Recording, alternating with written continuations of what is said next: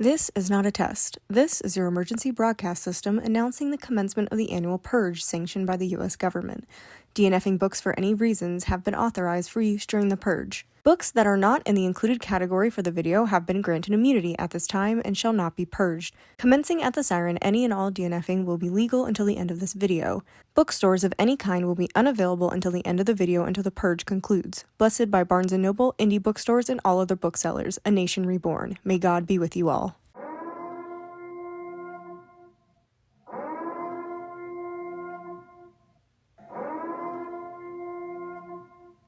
Oh, hi.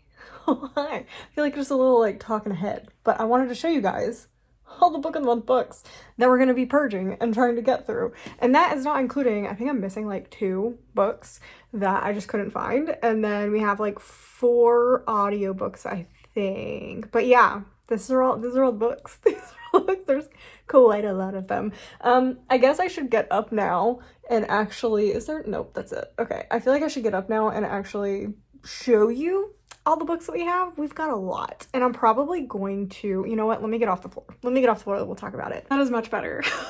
I do not like sitting on the floor. Sitting on the floor is significantly bad for my health because of my hips and the issues that I have with my feet. That is how it started. The issues with my feet started me sitting on the floor. So we're not doing that. So we don't do that anymore.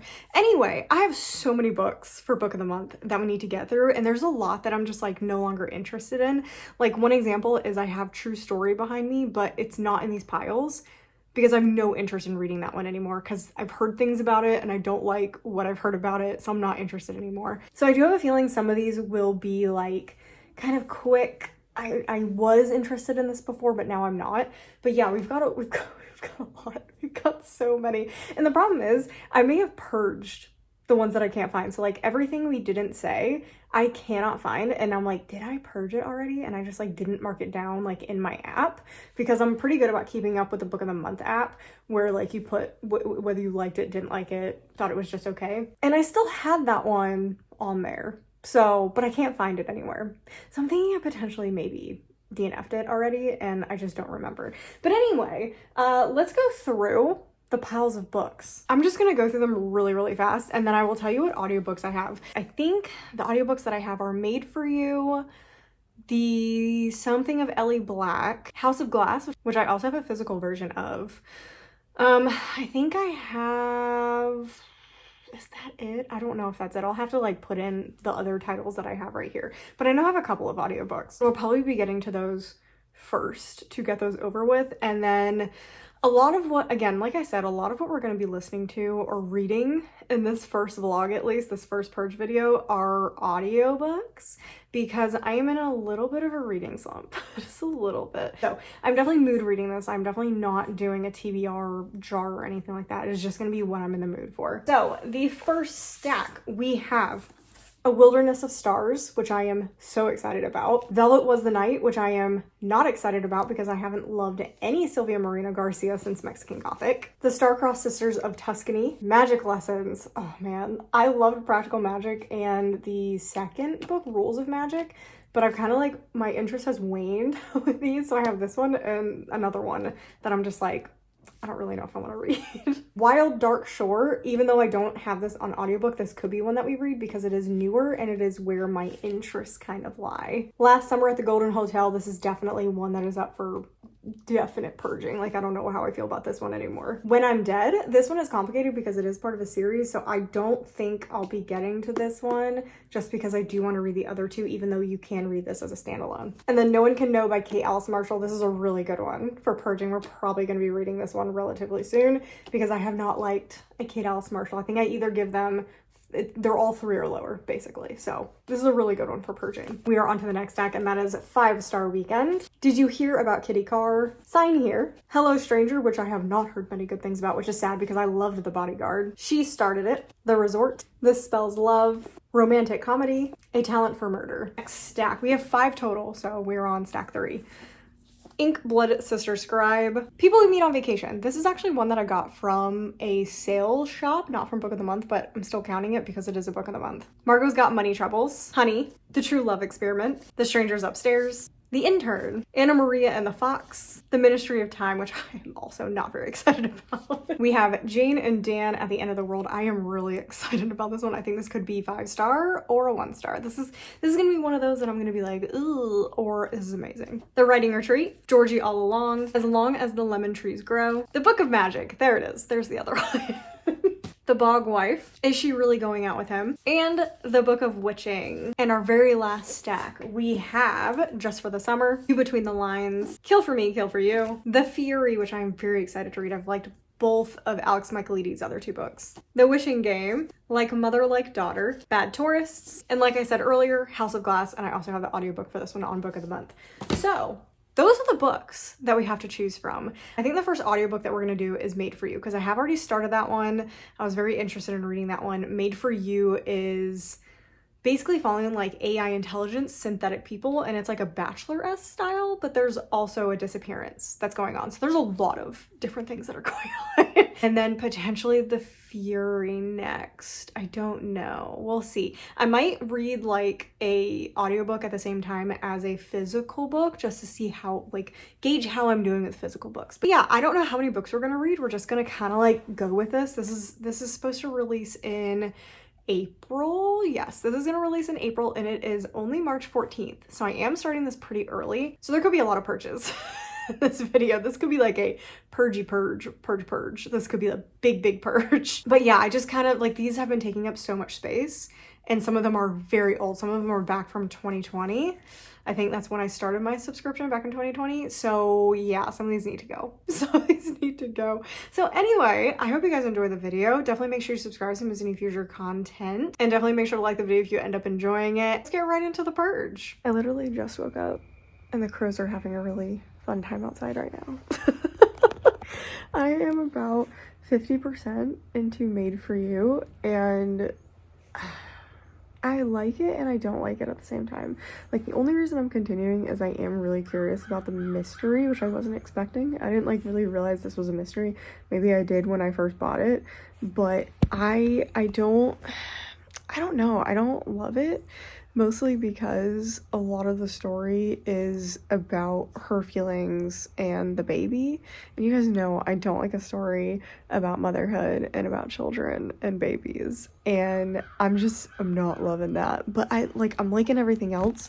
I do think part of the reason I'm not enjoying it is the narrator. Like, I just really don't really like the narrator very much. Which is, I feel like she's doing a good job overall, but my problem is she has like one tone of voice for the whole book and that's like urgent. The whole book feels urgent. Like it's just like everything is just so, I don't know how to explain it. Like, just go listen to a sample of Made for You and you'll understand what I'm talking about. Sorry, I just woke up and I had done an arm workout yesterday, so I'm holding the phone up and my hands are like shaking because of how sore they are. It's told in 2 different timelines following the same person. It's following our main girl. I think is it Juliet? One of those. So it's now, which is her married to Josh and Josh is missing and they're trying to figure out what's going on with that, and she has a baby and it is like oh my god, it's like all about her and the baby. Like, it talks about like breastfeeding and how she gets a feeling whenever the baby cries and she's obsessed with everything about the baby, and that makes sense because she's a new mom. But I personally don't want to read about it. That's just like a personal thing. I just don't want to read about it because I just don't. Like, it makes sense for like her having a baby and why she's feeling this way. I just personally don't care. Hi. And yeah, so that is ruining the book for me. But I love the other parts, like when she's not dealing with the baby, which is because at the point that we're at, she has kind of dropped the baby off with somebody else because it doesn't make sense at this point in the book for her to be carrying around a baby all the time. Just because it's getting a little more like intense and trying to figure out what's going on. So we don't need the baby in the middle of this getting caught up in stuff. The then perspective is her on the show, and oh yeah, I missed the whole point. She's a synth. She's a synthetic person, which she is only the 3rd person. There's only 2 others that are made, and there's arguments about synth rights because they think and act human. Like, they are fully AI feeling. But they would pass the Turing test, which I think is the standard for AI. Maybe. because they do have, I don't know, because our main character, her purpose is to be in love with Josh. So she may fail it based on not being able to go against that nature, but the other two scents would definitely pass because one of them is divorcing the person she was made for.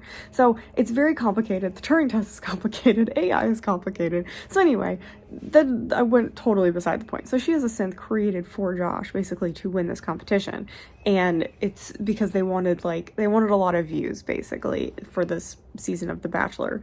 And he knows. She tells him. And so basically the then part is her being obsessed with Josh and going through the competition and making friends, and we're learning about other people in the competition. That definitely is a significantly smaller portion, and I feel like I'm a little disappointed because I feel like when I read the synopsis back then, that's what I thought it was 99% going to be about, was her during this bachelor competition. So I think that's such a small portion. Like, the now stuff is so much more important. So I'm just torn. I'm torn on it because the narrator is, in my opinion, not the best. Is not the best. Like, she has a great voice, but I do think her tone, she needs to switch up her tone depending on what she's talking about, because everything just feels immensely important. If you change the tone of the narrator and you take out all the baby stuff, I think I would actually really, really like this. So like, I'm enjoying it, but I am bored sometimes where I'm like, do I really want to continue reading this? So it's become okay, let me distract myself while I'm reading it to see if I can finish it. So just playing games like on the Switch and doing chores and stuff like that. So I think I've got like 2.5 hours left, based on me reading it at 2 times speed. So I'm gonna finish it. So I'll let you know what I think about it. I talked way too long about this book for how many books I want to get through in this book of the month challenge. Oh no. Okay, I gotta go. I'll tell you what I think about it very briefly and we'll move on to new books. I probably look a little familiar from the beginning of the video, but yeah, I had already finished Made for You and I forgot that I had filmed like an in-between clip. So I was like, oh shoot, I can't like introduce it really in that one because I already kind of introduced it in the secondary clip. So anyway, I just kind of did my intro that way, the way that I did. But anyway, I have finished Made for You and I am giving it a 1 star. I am so mad. I'm so mad. It is like a poor man's Annie Bot. Annie Bot is so much better. This book was so bad how it handled pretty much every single thing in this book. No one should read this book. It is not good. Nothing was done well. I think this book would have been better off actually focusing on the Bachelor part of this, because the Bachelor part stunk. Like it sucked. The Bachelor part sucked because it was given zero amount of attention, and instead it focused on the mystery aspect of it. But the mystery aspect of it wasn't really that interesting, like what turned out to be what was going on. It was actually really obvious and kind of stupid, to be honest. I'm being really mean, but I really didn't like this book. And what the book was really about was motherhood. That's what this book really turned out to be, was about an AI mom, and that's really what it was. Like, there was constant references to nursing and motherhood and sleeping with a new baby and just the new baby in general. And you guys know I really hate that. I hate it even more when it seems like a jump scare. Like, yes, the synopsis says that she has a newborn, but I don't expect 90% of the book to be about her life as a mom. Like, that is just not what I'm expecting. So that is just a very much big personal preference that I do not like. And anytime the baby made any sort of noise, it was, my breasts are heavy and they're leaking milk. And I was just like, I really don't want to read about that. And you'd be surprised how many times it was mentioned in this book. So was not a fan. I also really didn't like the ending. I think, do I want to do a spoiler section? I kind of want to do a little bit of a spoiler section because I want to tell you what I think should have happened at the end of this book. So I won't go into too much spoilers, but I will pop a spoiler thing on the screen if you do want to read this. But because I didn't like it, I really don't think anyone should read it. And it's also not really like a big mainstream book. So I'm not like that worried about it spoiling for many people. But yeah, basically at the end of the story, it turns so her husband goes missing. He ends up being dead. Turns out he's been abusing her, and it turns out that so like her programming makes it so she can't hurt people. It's a very normal AI thing, but her creator made it so that on the third time she got hit, she'd kill him, basically. She'd attack him back. And so the creator, Andy, is the one who programmed her basically to off the husband. And she had her friend, whatever, programmed her to not remember it because it would destroy her. So they hide the body and they go about their business. And so she's protected by not actually remembering anything, and she has alibis from the neighbor who's helping her and the babysitter who's helping her. So anyway, she confronts Andy at the end, and Andy's talking about how he basically did that because what's-his-face ended up getting his sister killed because of the bullying and stuff like that. So he wanted retribution and knew he was an issue with domestic violence. So he basically programmed her. He made her for Josh to off him, basically, is the story. I think that is just so boring with what you can do with a book like this. I think it would have been so much better if everything was like a setup. I wanted everything to be a plant, everything to be fake, everything to be in her world was fake, like everything. Except maybe the baby, that would be really sad. But I wanted everything to not be real and her find out that everything is a plant. And this is basically a trial run for other synths and how they would react in situations. I think that would have been so good. Like, she's not really married to Josh. Josh is just a plant. So yeah, I just thought it was going to be way better and more interesting than what the plot turned out to be. It really wasn't about the plot. It was about motherhood. Like, that's really what the story is about. So if you like stories about motherhood, I actually would recommend this one because I feel like it did a really good job with it. So, but if you don't, this is not the story for you. So anyway, those are kind of like the only spoilers that I had to talk about. So that is done with. We are moving on to the next book, and I think I'm between.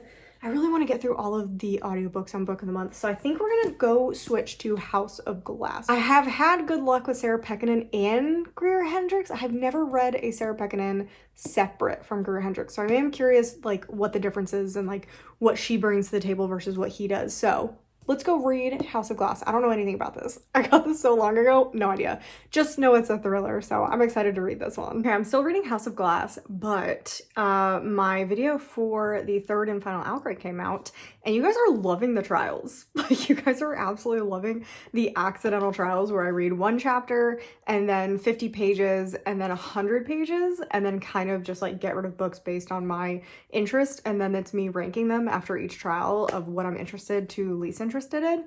And you guys are obsessed with it. Like, I was just like, all the comments are about right now is how much you guys like the trials and you guys want me to do more of that. So I feel like I'm gonna do that partially for this video. Like, I'm still listening to my audiobooks separately. So like I said, I am listening to House of Glass, which I'm not too far into.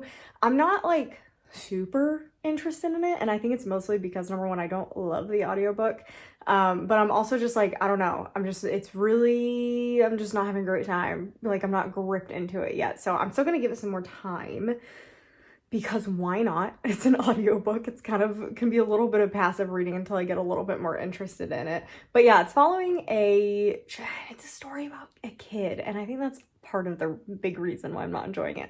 But it's following a child lawyer, and she's taking the case of this kid who is in the middle of a custody battle, and the child lawyer's purpose is to figure out what is best for the kid and what the kid wants and take that into consideration and stuff like that. But what the main issue surrounding the whole thing is, this is a very wealthy family, and the nanny died, and it looks like it potentially could have been murdered. She could have been pushed, and it's possible that the young daughter saw the whole thing. So that's like part of like the underlying thing, but it's not really her case to look into that.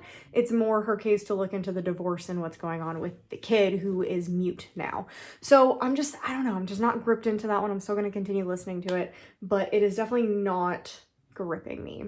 So how do I want to do this? Because there are wildly different genres. Like, at least with the last one, it was all fantasy. So do I want to do like all romance or all thriller or a mix of things, or I don't know. Like, I feel like I kind of want to start with my new stuff just because I do think I will have the most success with that, or I kind of just want to start with stuff I'm the most interested in, maybe. So I definitely think that would include, let me go get a pile. I'm probably gonna get like 5 books. I feel like 5 books is a good starter to begin with. Okay, I have a really good idea. I'm definitely gonna do a mix of genres because I think that will help me keep my interest in, because like if I'm reading like 5 thriller mystery books, that can get incredibly confusing. So I think I didn't really pick a thriller mystery in this pile actually. Whatever, I'm listening to one right now, that'll count. That'll count in there. So I have ranked these. I've basically picked a book I don't think I'm gonna like that I think I'm gonna purge pretty quick.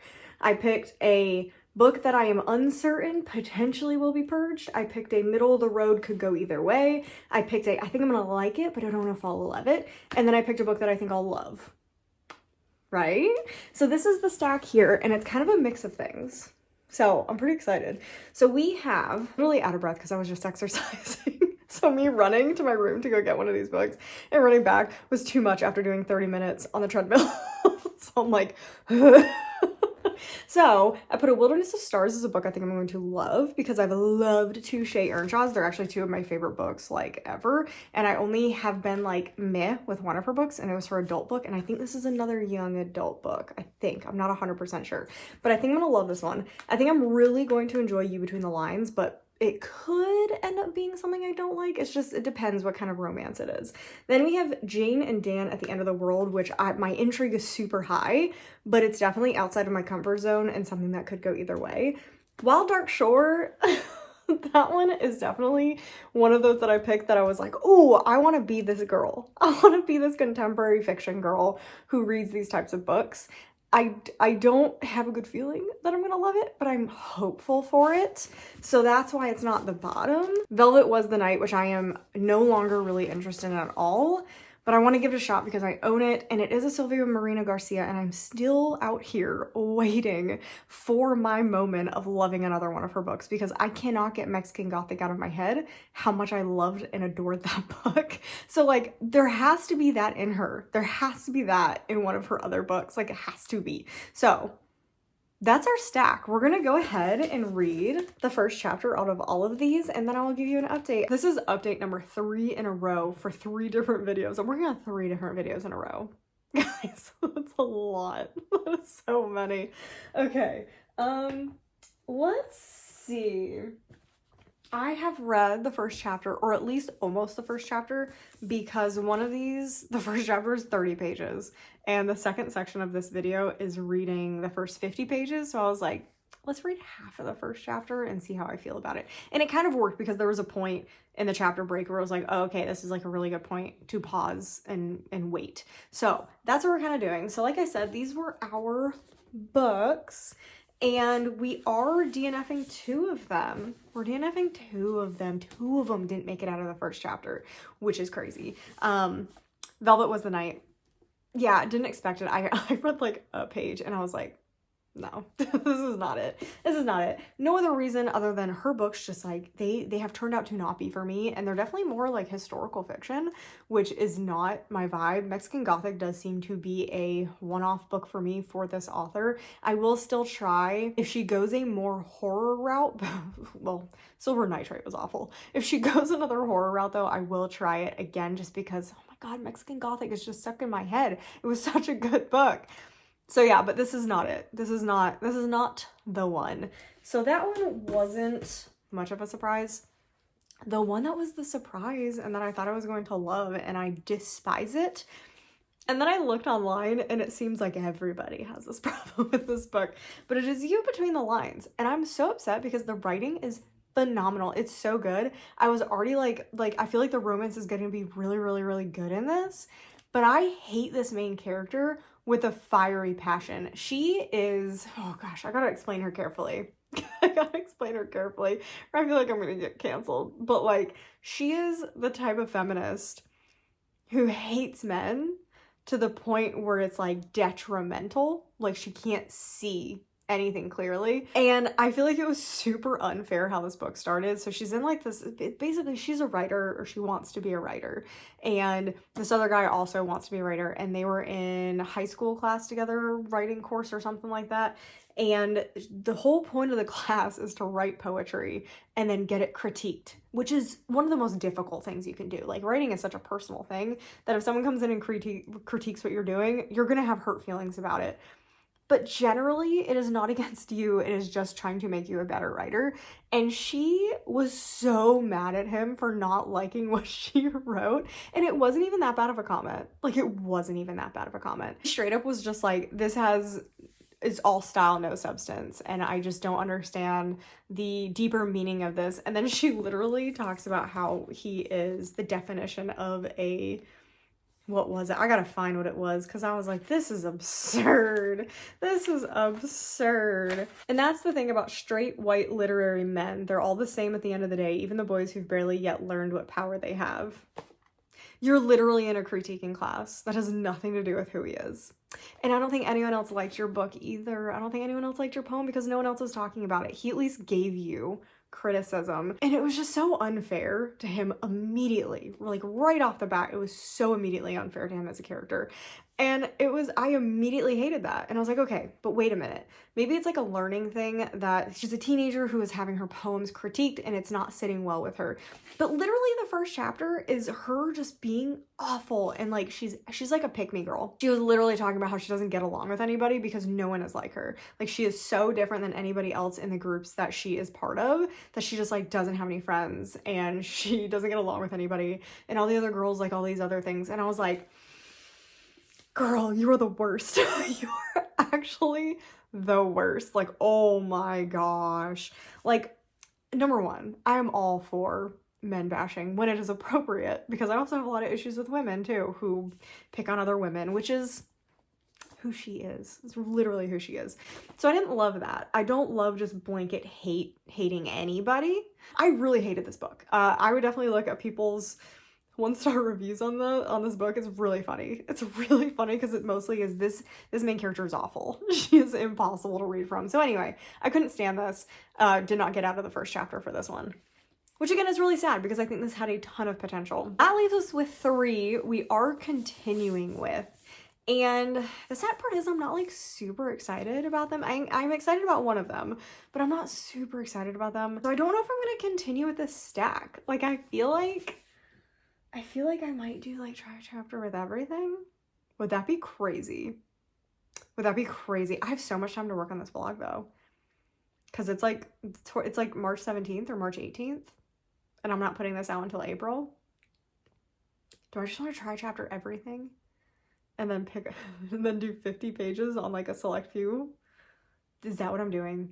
I feel like that's what I'm doing because I don't really want to continue with any of these. Well, actually, oh, do you know what I'm gonna do? Oh my gosh, I'm such a genius. I'm such a genius.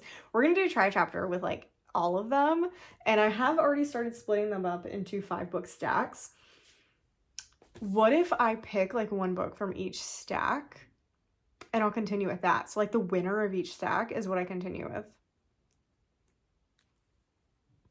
I think that's so amazing. That's so amazing. That's what we're gonna do. And I already have my winner from the stack. But yes, this is our stack that is left.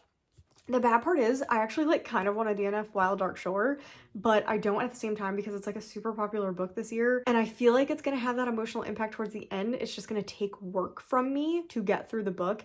And I'm lazy, man. I'm so lazy sometimes. So I do want to keep this one and I do want to read it, but I don't want to read it currently. And then we have Jane and Dan at the End of the World. Very interesting, but not to continue right now. And then the clear winner, and the one that I only read half of the first chapter, is A Wilderness of Stars. This already is so cool and is so different than anything that I've read. I have no idea where it's gonna go. It's weird and I love it. So yeah, I think that's what I'm gonna do. I'm gonna pick A Wilderness of Stars to continue, but these I will be getting back to. But yeah, this is gonna continue into the finals bracket to do the full trials with. But because these are the losers, and you probably will not see them again in this video unless I magically finish them, because again, I'm still doing the audiobooks on the side. Speaking of House of Glass, is going fine. I don't really have an update for it. It's going fine. It's a little more interesting than it was. We're focusing more on the case and the weird things going on with the people surrounding the case. because I don't really care about her personal life, and sometimes her personal life like sneaks in and I'm just like bored. But now that we're getting more into the people around the actual case, I'm getting more interested. That being said, let me introduce you to the next stack of books. This is gonna be an interesting one. So the next stack of books that we're gonna do try a chapter with. This is the order of interest, intrigue, and what I think I'm going to like. So we have Anna, Maria, and the Fox. I've been enjoying romance lately, so I have a feeling I'm gonna really like this, and I'm very interested in it. Then we have the Writing Retreat. That can go either way. I think I'm gonna like it, but I've heard mixed things about it. The Bog Wife, dead center. I think I'm going to like it, but it could be really boring, so it also could go either way. As Long as the Lemon Trees Grow, I've heard nothing but amazing things about it, but it is not my genre and not what I normally read, so that's why it's pretty low on here. And then Last Summer at the Golden Hotel, I've just lost any interest in reading that one, but it could be something I could really like. So I am putting that there, but I don't have high hopes it will continue. So this is the stack that we're going to continue, and I'll let you guys know after the first chapter what I think. Okay, we have our next stack of books, and it almost worked out exactly like kind of how I thought it would, but it is a bit odd. It's a bit odd because I have some mixed feelings about things. So this is the order of intrigue. We are going to go with Anna Maria and the Fox. This definitely seems so good. I'm really, really interested in this one.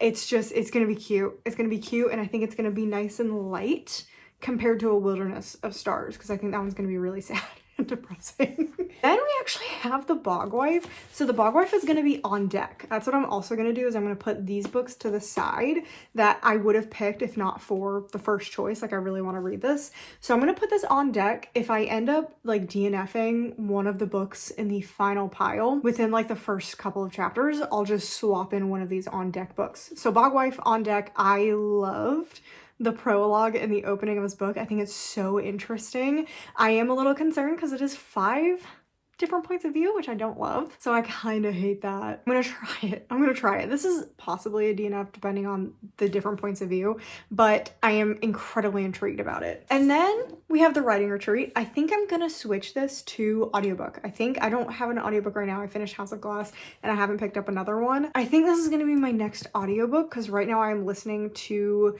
the reappearance of Ellie Black, I think is what it's called. I'm okay with it right now. I'm gonna continue with it. I'm a little bored, but I'm gonna continue with it because we have the point of view of a detective, and I love detective fiction. I think it's so much fun. I love following detectives and lawyers and that type of stuff, which is why I think I liked House of Glass so much, because it was following a lawyer. I am definitely gonna give it a lot more time, but I am a little bit bored. So I think after the reappearance of Ellie Black, this will be my next audiobook. So I'll put this like on deck, but it's really on deck for audio, not necessarily physical reading. And then this one is gonna go on the pile with Wild Dark Shore, which is just like, I have to be in the right mood for it, and that is As Long as the Lemon Trees Grow. I really wish I had thought of this book after I read The Reformatory, because this is gonna be the similar situation. It's just a very much darker topic. Like, this is wartime, talking about what's going on in Syria, and it's definitely one of those situations of I have to be in a very specific headspace to read a book like this. But I was already so intrigued, but I definitely think it's a situation of, yeah, after I read The Reformatory, I was still in this type of mood, but I didn't have any books like that where it's like a darker, more important type of topic. And so I just kind of moved on to other things. This would have been perfect. This would have been perfect for the mood I was in while I was reading The Reformatory. So sadly, didn't get to this. So this is gonna go with Wild Dark Shore, which is gonna be like a very specific mood read. And then we do have a DNF and we're gonna get rid of this. I'm just not interested in this anymore, and I pretty much thought that was gonna be the case. And there's like 6 points of view. Like, at least with the Bog Wife, I was like really interested. I was in it. I'm willing to give it a shot, because you guys know I don't love lots of points of view. Once you go over 2, I start struggling. And this is like 6. There's like 6 in here, and I'm already not interested in the topic anymore, and I was super bored by the first chapter, so I'm just not going to continue with it because I just don't think I'm going to have that good of a time. So with that pile down, we are moving on to the next pile, and I think with the rest of these piles, they are going to start going more heavily thriller and mystery because I just have so many of them. So I feel like the first two piles were very much better balanced for what's in the books. And the rest of these definitely have one or two or three thrillers in them, really. So this is the next pile. So it's still decently balanced, but I do think I'm going to enjoy The Fury the most. I really enjoy Alex Michaelides' books. I even like The Maiden, which a lot of people didn't like. I enjoyed it. I think I gave it like a 3, but my enjoyment was probably closer to like a 4. But the book was arguably not great, but it was so much fun for me. And sometimes I just love a popcorn thriller. So yeah, we have The Fury. Georgie All Along sounds like a really fun contemporary romance kind of book. So I think I'll like that one. And then The Star-Crossed Sisters of Tuscany. It seems fine. I feel like this could either be really good or I'll just be bored for most of the books. So that's why it goes in the middle. Then we have a Kate Alice Marshall. No one can know. I just do not do well with Kate Alice Marshall books. I don't think I've liked a single Kate Alice Marshall book. I think I've either given them 1 stars or like 3 stars. Generally don't remember them. So I don't have high hopes for that one. And then at the very bottom we have Ministry of Time. After hearing what everyone is saying about the books, I just like don't have high hopes that I'm going to like it based on what I've heard about it.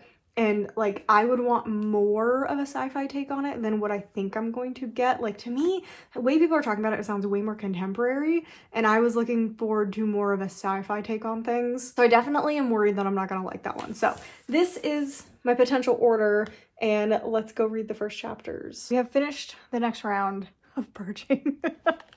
And this has turned out to be my intrigue level with 2 DNFs actually, or not DNFs, but just like I'm not gonna read them. I'm no longer interested in them. So definitely we are going to be getting rid of these 2, and I'm not sad at all about the Kate Alice Marshall. I just don't think Kate Alice Marshall is the author for me, and there's a pregnancy trope in this and I'm just not interested in that. I don't know why I bought it. I don't like pregnancy tropes like at all.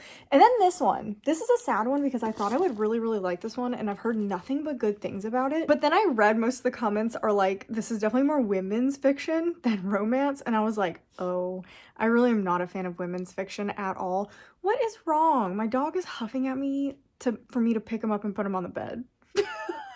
1 second. He is much happier now. Okay, so yeah, like I was saying, this seems more like women's fiction, and like how I thought it was going to present was more of a romance, and that's not really how it reads. So it's definitely going to be more women's fiction, and I'm just not interested in reading a book about people finding themselves. I generally don't like that. I like when it's like a side plot, like that happens with other stuff going on. I don't love it when it's kind of the point of the book and it feels like the point of the book, and I really don't like sister stories either. So yeah, this is also going to be a get rid of. So we're gonna get rid of these 2. That leaves us with these 3, and definitely The Fury wins, although I will say each one was pretty interesting.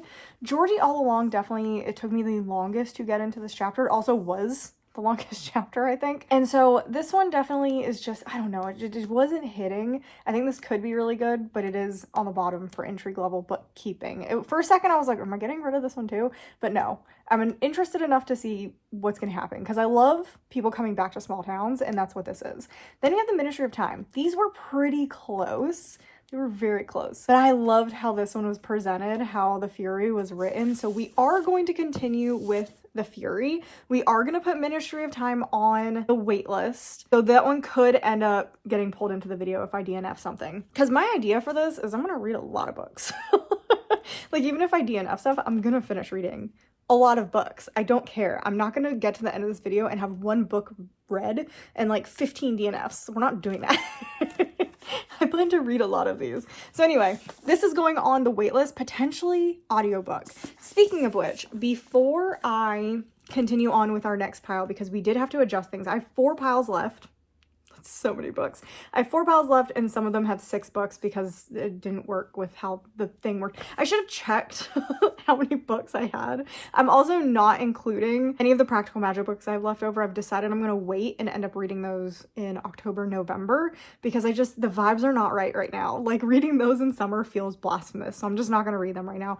We're going to save those. And then we're going to save People We Meet on Vacation because I want to do a vlog where I read People We Meet on Vacation and Funny Story. So to to do an Emily Henry vlog. And then I also did not include When I'm Dead because it is the third in the series, and I just don't, like, I know I can read it out of order, but I just don't like to. Like, I don't like to do that.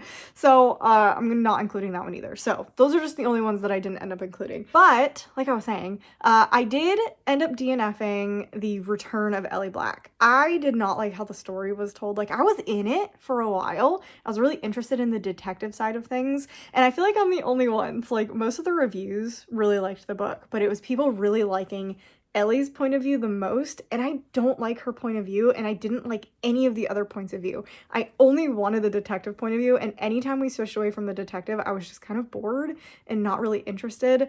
I really like detective fiction, apparently. Like, that is what I'm learning about myself, is I need to go find detective fiction, as long as it's not, like, super gritty. Like, I just like following a female, especially a female detective. I love following female detectives. I think that's why I like the Bone series so much, is you're not necessarily following her as a detective, but she's a forensic pathologist, but she's doing a lot of detective work. So I think that's why I like those books so much. Makes sense, right? Anyway, I DNF'd it. I really didn't like it. The audiobook was good, I will say, but I just, like, had a full cast and everything. I just didn't like the story. And then I read what happens in the story, and I'm really glad I didn't finish it, because that ending is goofy. Like, it's so goofy sounding, but I just think that's so weird. Like, I just don't like how it ended either. So I'm really glad I did end up DNFing it, because I would have been very angry at the end of that book with how weird it gets. So anyway, like I said, we are going to put this in our read pile. This will get read or DNF'd in this video. This one just sounds really cool. I like how it's narrated. It's really interesting. Okay, this is my possible intrigue level slash what I think I'm going to like. Sign Here just sounds so cool. Sign Here just sounds like such a unique book. I think I'm gonna love that. Romantic comedy just sounds like a good romance. Margot's Got Money Troubles doesn't necessarily interest me itself, but I loved one of her previous books, The Knockout Queen. Absolutely adored it. I thought it was amazing. Love the writing, love the storytelling. So I'm hoping it's similar to that, and I just like it just based off of the writing and stuff. And then we have A Talent for Murder, which is kind of just seems like a mid-level thriller, whatever. Then we have Hello Stranger, which I didn't realize this was an amnesia trope, and I don't like amnesia tropes, so I don't have high hopes for that one. But at the same time, I do, because I love The Bodyguard. The Bodyguard is one of my favorite romances ever. It's so funny. I love it. And then we have, like, Mother Like Daughter. I read it, Kimberly McCreight, and her books are just very forgettable. And this is a mother-daughter story. I really wish I hadn't bought that one. Like, if I was buying Book of the Month now, I wouldn't have got that one. It just, like, wouldn't have interested me. So I don't expect to really enjoy that one. But yeah, so that's what we're going to be trying a chapter with, and I will let you know which one we end up picking. So awkward. This pile was a disaster. This is actually a disaster. This is how we're coming out of the pile. But I'm actually not reading any of these right now. So we're gonna move on, which actually works for how it's going on right now, because with how many piles I have, I would have had so many books to read for this vlog, like fully finish. So let's go through these, because this is a mess. This one is the winner, but I would like to do this in audiobook, so it's gonna go in the audiobook pile. I don't know. I don't love already what was happening in this, but because I've loved a book previously from this author, I am more willing to give it more of a chance and continue with it. So I think this one will be a really good audiobook, but we'll see. So audiobook pile for this one. And the rest of these are gonna be going. Isn't that crazy? Isn't that crazy? Let's go through one by one why we're getting rid of these. But yeah, I don't plan to read any of these.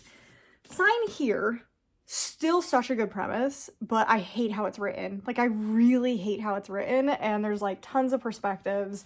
It felt very bro-y, and I didn't like that, but it does make sense for, like, where you are, like, you're in a level of hell, but I still felt very cringe about the book already, and I thought it was kind of gonna be like a silly goofy time, and it, like, already gets really, really serious, and it's just not what I expected from this book, and I'm really sad, because I think this premise is so good, but it's just, I really didn't like how it was written. Then we have romantic comedy. Speaking of cringe, I really pretty much didn't like anything about this. And, like, I get it. She's supposed to be, like, a mediocre looking person, and the discussion is around why average to ugly men get hot women and ugly women don't get hot men. But it felt like the author was beating you over the head with a brick with how ugly the main character was, and I was like, okay. And apparently I read some reviews, it does go into COVID later in the book, and I just don't want to read it. Like, I'm not interested. There's so many other books that I'd rather read. Then, okay, this one actually didn't belong where it was. I'm not reading this one right now. This is going in the not currently reading pile because this is the third in the Peter Swanson series, so we're gonna wait for this one. Because again, I'm sure you could read as a standalone. I don't want to. Then we have Hello Stranger. So apparently it's not amnesia, it's face blindness, which is even worse. And I really just don't want to read this. Like, that's really what it came down to, is I feel so depressed. Like, when I was reading this, it just felt so depressing. And I don't want to read it. Maybe it gets so better by the end, but I just have zero interest. Like, I don't know why I bought this in the first place. That was on me. The prologue took me out with this one. Like, it went into the details of pregnancy and feeling pregnant. And I don't care if the rest of the book is not about that. That immediately took me out of the book, and I was like, absolutely not. I can't do it.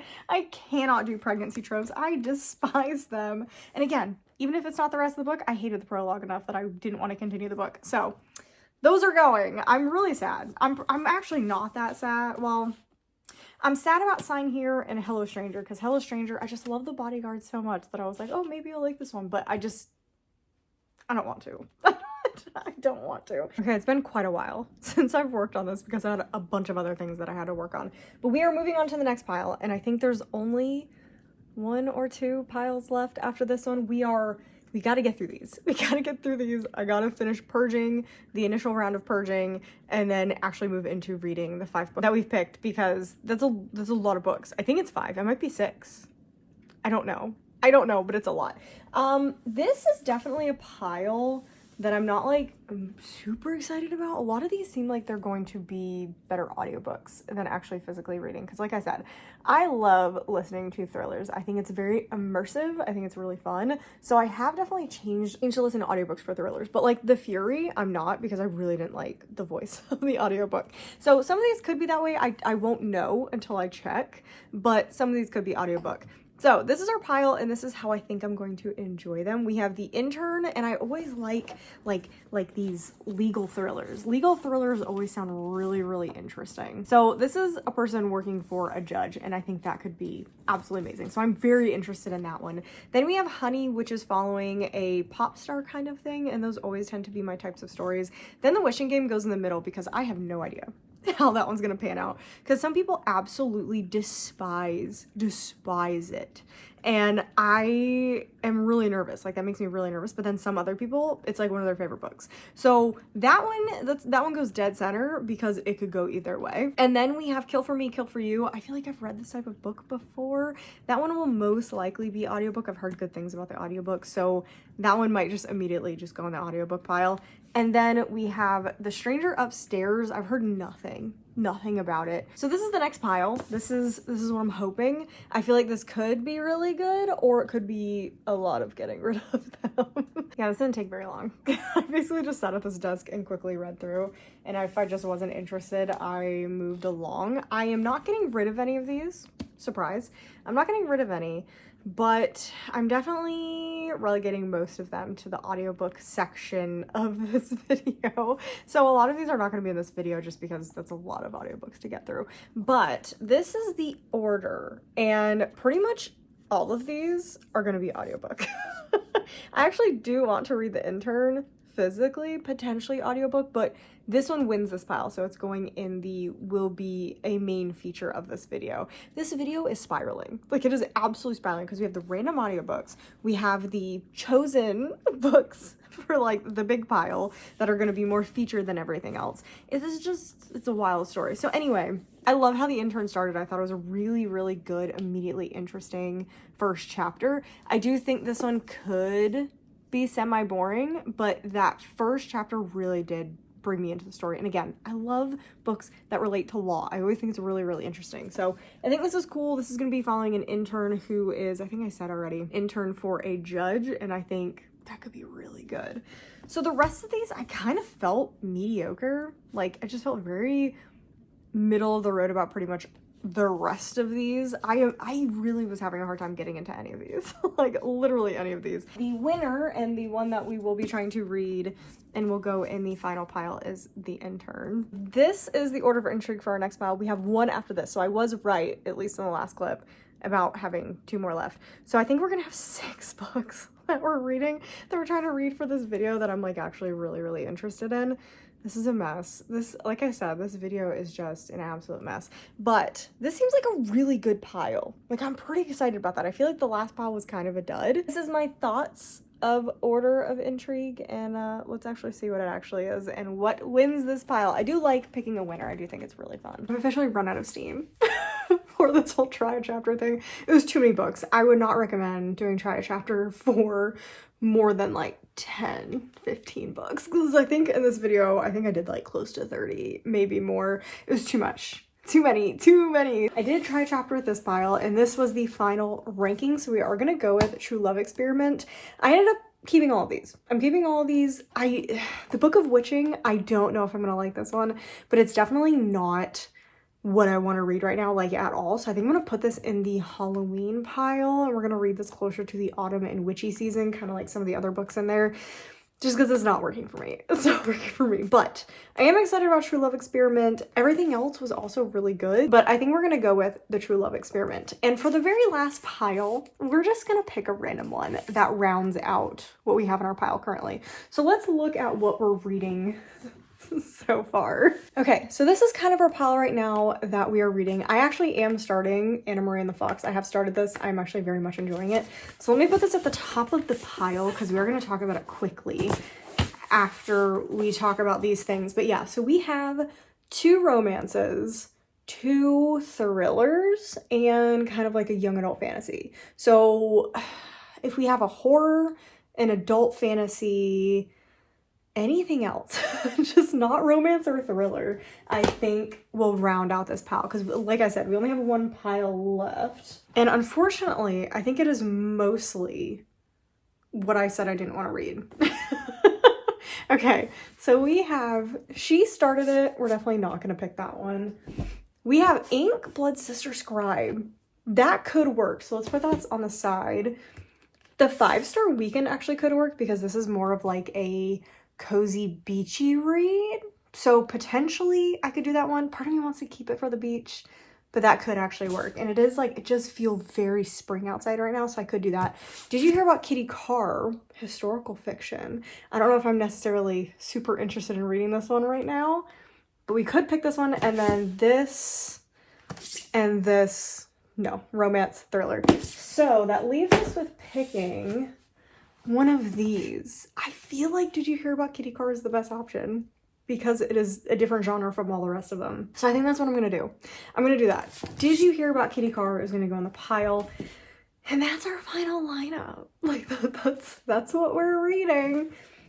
This is a lot. This is 6 books, and I was supposed to get this vlog out this month, so I've got a lot of reading to do because I also got sidetracked because I really did lose steam with this video. Like, I got so annoyed with doing the try chapter in this video.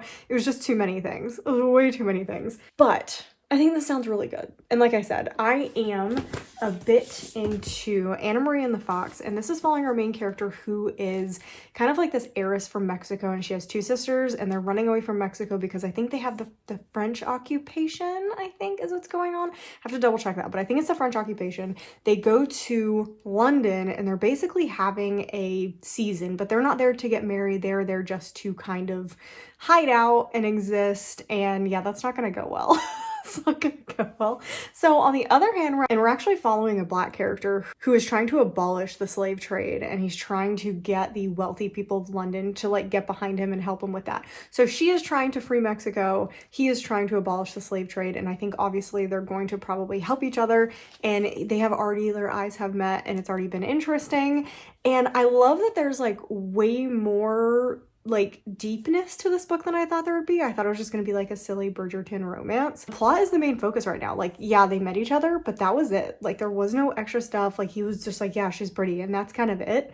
And we're still focused heavily on the plot. So I kind of love that. I think that's really interesting. This book is also pretty cool because it has already set up what I believe probably are the next 2 books, because I know there's 2 books out or at least there's one out, and I think I saw the arc for the second one. And she has the two sisters, so I think it's probably going to follow the other two sisters, and you've kind of already got a glimpse of who potentially could be the romantic interests for at least one of the sisters. So I thought that was really good. Like, a lot of stuff has already been set up, and I think I'm only like 30 or 40 pages into this book. Like, it's really good, and it's written really well. So I'm enjoying this one immensely. Very happy with it so far. Okay, so made a mistake with this one. Made a mistake with this one. I fully blame myself for The Intern. I started listening to this in an audiobook. I'm kind of like switching through the books because I wanted to find an audiobook and I wanted to get through the pile that I had picked. So I just picked this one. And the audiobook was really great. This is not the type of book that I like. Unfortunately, I thought this was going to be following more of the law student side of things, but instead it is focusing on her brother getting a drug conviction and the judge being corrupt potentially. And it says that in the synopsis. And I wish that I had really paid attention instead of focusing on the first part of it, because I don't like that type of stuff. Like, I don't like mob boss related things, and that's kind of what it's seeming like, and drug charges, and her family is literally the worst. Like, they want her to this is one of those complicated things. I am definitely one of those people I'm very much for being a family person, but if your family is ruining your life, I definitely think you have to protect yourself. And this is one of those situations where her family is thinking absolutely 0% about her and wants her to do everything in her power to help everybody else.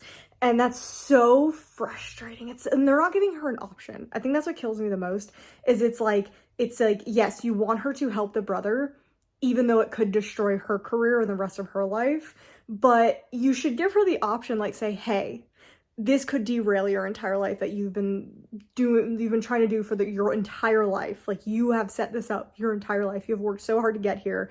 And as much as we want you to help, this is up to you. Instead, the mom is like, you have to do it. You're his sister. You have to do it. And it's just like, oh my God. Oh my God. So I have such like torn opinions about that, because obviously, like, he's in a bad state. He needs help. But like, what about her feelings, and what about her future and her life? It's so frustrating, and I'm only like 30 pages in and I'm already over it. Like, I'm already over it. So I am going to DNF The Intern and get rid of this one, and we're gonna pick a different one. Let's see, what were my what was that stack? Did I have a stack of maybes? Yes, I had a stack of maybes. Okay, so this is the stack of add-ins. I think I want to, the Bog Wife sounds really, really good, but I'm going to be reading Blood on Her Tongue, which is very similar in vibe at the beginning to the Bog Wife. So I think I want to stay current, and we're going to pick Wild Dark Shore, because that's really different from everything else that I have in here as well. So I think that will balance it out, and it's kind of like replacing a thriller with kind of like a contemporary thriller, mystery / kind of thing. So we're going to pick up Wild Dark Shore. That's going to get added to the pile. It's also much shorter than The Intern, so that's nice. We're going to read this one, and that is how the pile has changed. So that is another book down, another book purged. And that was my fault. The Intern was my fault. It was doing exactly what it told you it was going to do in the synopsis, and that was my fault. I'm DNFing Anna Maria and the Fox. It's like 10 pages later after I talked about it, and I don't know if I just like really enjoyed the first 20. I thought it was like 50 pages in this when I talked to you guys originally about this book. I was only like 15, and I'm at like 47 pages, because I wanted to decide before the 50 page mark if I actually wanted to continue reading it, because then I can just get rid of it and I don't have to talk about it in my wrap up. I'm DNFing it. I'm so bored, and I don't like the writing. Like, after the first chapter, the writing gets really choppy, especially the interactions between the two characters. And as much as I love the social commentary that is going on in this, nothing else is holding my attention.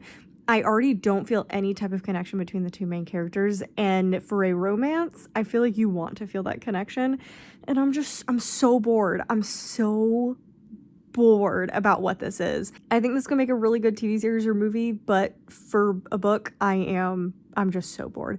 And I kind of don't like the main character anymore. Like, she just kind of exists. Like, I just don't really feel any way about her. So I am going to DNF this one. So that's 2 DNFs in my pile of try chapters. This is going so well. Apparently try chapter for me doesn't mean anything. So I think I'm gonna add, you know what, I'm not gonna add anything in. I'm not gonna add anything in. I already have a romance in the list. So let's focus on that. If I end up not liking that romance, then I can add a different romance in. But like I had a lot of books. So I think I'm down to 5 now. 1, 2, 3, 4, 5. Yeah, I'm down to 5 now because I added Wild Dark Shore. And we DNF'd this one and we DNF'd The Intern before 50 pages. It's really turning into a purge. Like, this is such a purge. I'm mad. This cover is so pretty. I'm so annoyed. Okay, anyway, I think, I don't know what I'm doing next. I think I'm gonna try, we might do a Wilderness of Stars next. That or The Fury. I don't know, whatever I decide to pick, I'll let you know and I'll update you. I'm so annoyed. I talked about it in one of my other videos, but I'm actually very sick right now. I'm like super sick. I'm working on a sequel vlog right now, reading sequels, and that's kind of where I talk about it, but I just have a cold. I think I got it at the farmer's market or at Home Depot. It was one of those. But yeah, I am so sick. I'm so sick. It's not too bad. Like, it's just, I'm never sick. Like, I rarely ever have a cold. I almost never get the flu. I've had COVID, I think, one time, maybe twice. So I'm really careful normally, and I'm really good about not getting sick because I don't go out anywhere either.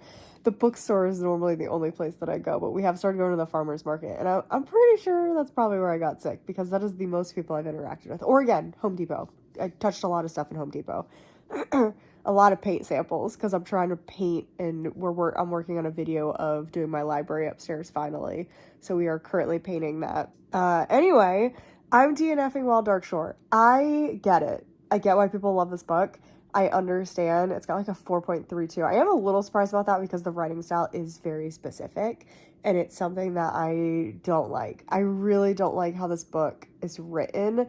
I just generally am incredibly bored. I'm about 70 pages in. I'm so bored, and I don't care about anything that's happening. This is definitely like a literary fiction, and I was hoping more for the mystery side of things to be more prevalent, and it's definitely not. It's more about a character study and the island and personalities and that kind of stuff. Like, there is a mystery, but it is not the focus of the book. I feel like eventually maybe, and I did skim the end a little bit when I decided to DNF it, and yeah, it's just not my style of book. That was me. I was risking. I was like, okay, I really want to try this. Everybody's really liking it, and sometimes it's fun to just try something that's outside of your comfort zone, because sometimes it really works. Seven Husbands of Evelyn Hugo, I would say, is outside of my comfort zone, and that is one of my favorite books ever. So I was hoping that this one would work, but I really didn't like the writing. And I think if it was told differently, if the writing was different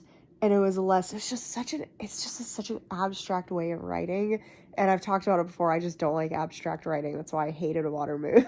Well, there's other reasons I hated A Water Moon. Mainly the abstract concepts. And in this, it has a similar vibe of like how it talks about stuff. It's a very ethereal way of discussing things, and I just don't. My brain doesn't like it. My brain is much more logical. It wants stuff to be in a certain order, and this just, my brain is just not having a fun time with this one. So I am going to DNF Wild Dark Shore. Sadly, it's an interesting concept. You're on an island with this family, and it looks like some people have potentially gone missing or have left the island, and it's a lot about climate change. And again, I wish I would have loved it, but I really hate the writing, so it just didn't work for me. It's not bad writing. It's actually really good writing. It's just too weird for me. It's too weird. So anyway, like I said, DNFing Wild Dark Shore.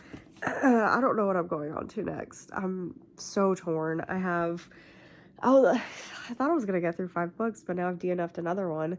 So I don't know. My brain is hurting, and like I said, I'm working on that sequel video, so I'm having a better time with that than I am with this book of the month video, because this book of the month video has felt like it has lasted forever. I feel like I've been working on it for months, and I think it's been like 2 months. So maybe a Wilderness of Stars I could try next, or maybe even The Fury, just something more straightforward, because this, like I said, this kind of hurt my brain. Bad news, I'm also DNFing. Did you hear about Kitty Car? This one, again, was one that was, I got it because I was like, okay, some people are saying it's a little bit like Seven Husbands of Evelyn Hugo, but it says it's a little bit more historical fiction. You guys know I'm not the biggest fan of historical fiction. And yeah, the first 50 pages, very much historical fiction. And I think if I had just done a first chapter with this one, because this is one that I did not do a first chapter with. If I had just done a first chapter with this one, I would have quickly realized that I was like, oh no, this is very historical fiction. So again, this is my bad. This is my bad getting too excited and picking up something that I normally wouldn't, because I just really don't enjoy historical fiction that much. Like I really don't. It has to be in like a fantasy aspect or romance that is set in history. Like it can't be mainly historical fiction, and this is definitely mainly historical fiction. So sadly, this is also a DNF. We're really purging books. Like we're really getting through these book of the month, which feels nice. Like I hate just like DNFing tons of books. I've been trying not to do that lately, but I feel like a weight is being lifted off my chest because I have so many book of the month books that I was just so like, I just felt so bogged down with all of them. So I am pretty excited to officially DNF this one. And that leaves us with 3 books, but I kind of want to add another one in because I feel like the vibes right now are me DNFing things. So I don't know what to add though. Part of me kind of wants to add a fantasy because I feel like I might have the best luck with that one. But then part of me wants to do like a popular book. Like maybe I'll actually put in The Wishing Game. I feel like this is the one that we should add in. I think we're going to add The Wishing Game in just because I've seen either people love this book or they despise it. Like despise it. So I kind of want to see how I feel about this one. I liked the first chapter. It wasn't like necessarily 100% my thing, but I would like to decide on this one if I want to actually read it or not because of all the people talking about it. I'm sorry if you hear some background noise. We have one of the fans going. I'm feeling well enough today that I don't sound completely awful, but and the dishwasher's going. It's Saturday. We do a lot of stuff on Saturday. I was feeling well enough that I was able to walk around the farmer's market, and I just kind of kept to myself, didn't touch anything, pointed to stuff I wanted for my husband to go get, and he would pick stuff up for us. But yeah, that was fun. That was nice to get out of the house because I've been stuck in the house for about a week because I don't go anywhere while I'm sick. I don't like the idea of getting other people sick. So unless I absolutely have to go out because I like literally need something dire, which I didn't go anywhere. So it's been about a week since I left the house, which is not great. Like I've walked around the outside of our house obviously, but yeah, nothing else.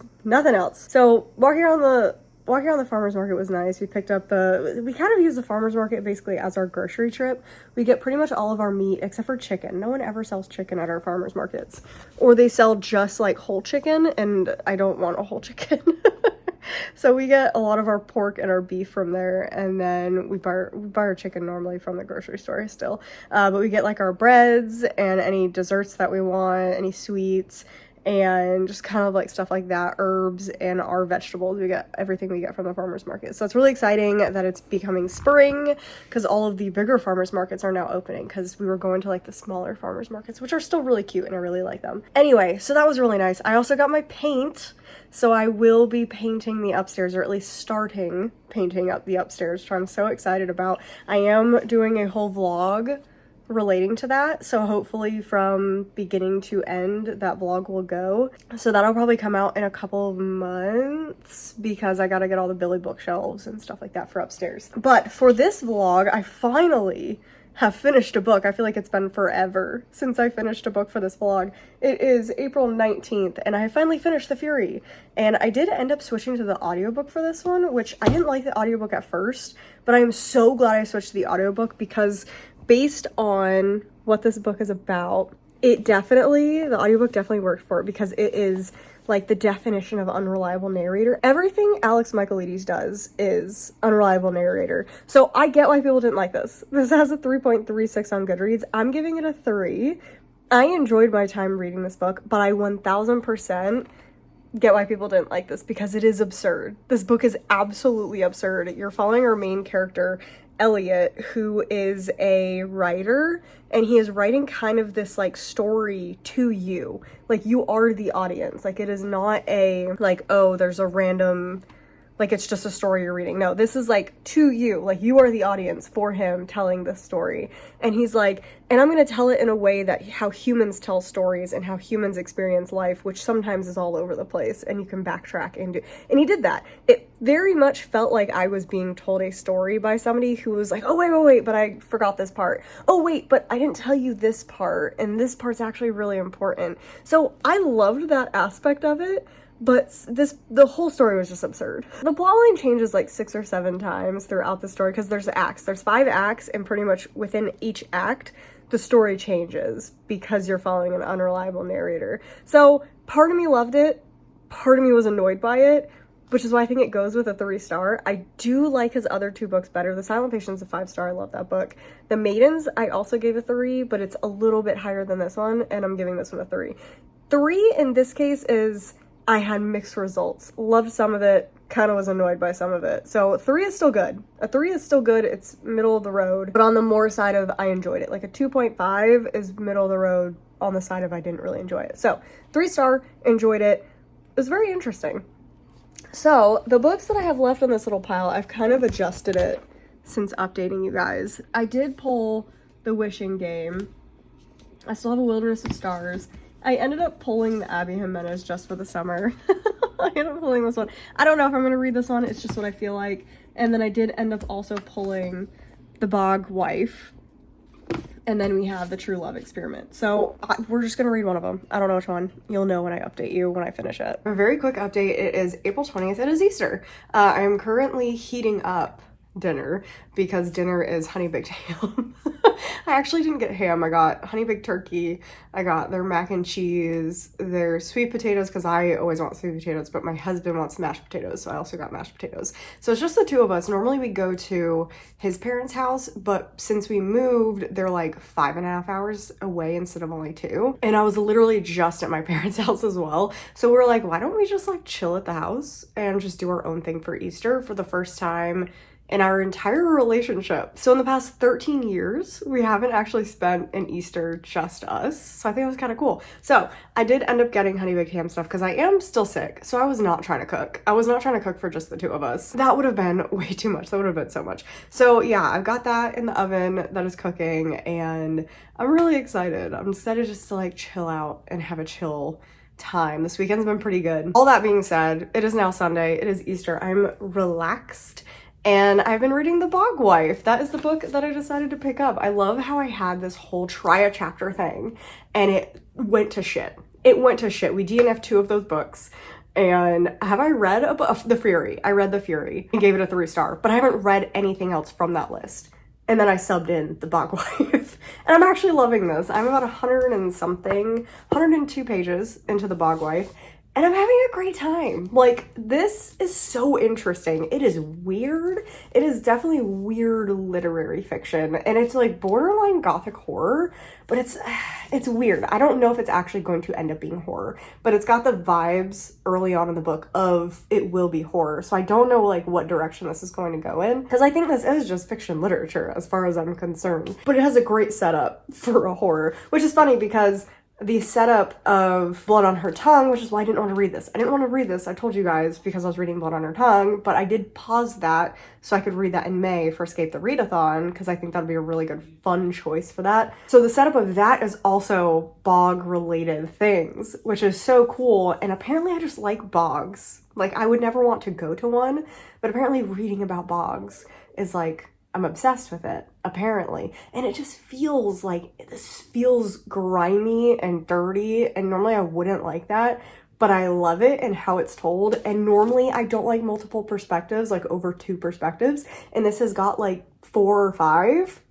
I don't know what's happening, but whatever this is working for me right now, but like, I don't want to stop reading it. Like, I'm having a great time. So The Bog Wife is following all of the children of this man, and this is a really weird explanation because I'm trying not to give any spoilers, but it's following this family. There you go. It's following this family that lives on this bog, and they're basically like the owners or the caretakers of this bog, and they have a deal with the bog or something. You don't know a lot about the pact that they have, just that it exists, and it doesn't seem like they know that much about it either. But when the head of the family dies, and it's always the male, when the male head of the family dies, it's like this ritual where you put them in the bog and you exchange the dead head of the family for a bog wife, for the next head of the family. And the next head of the family and the bog wife get married because it's his bog wife, and they have children, and you're never supposed to have children outside of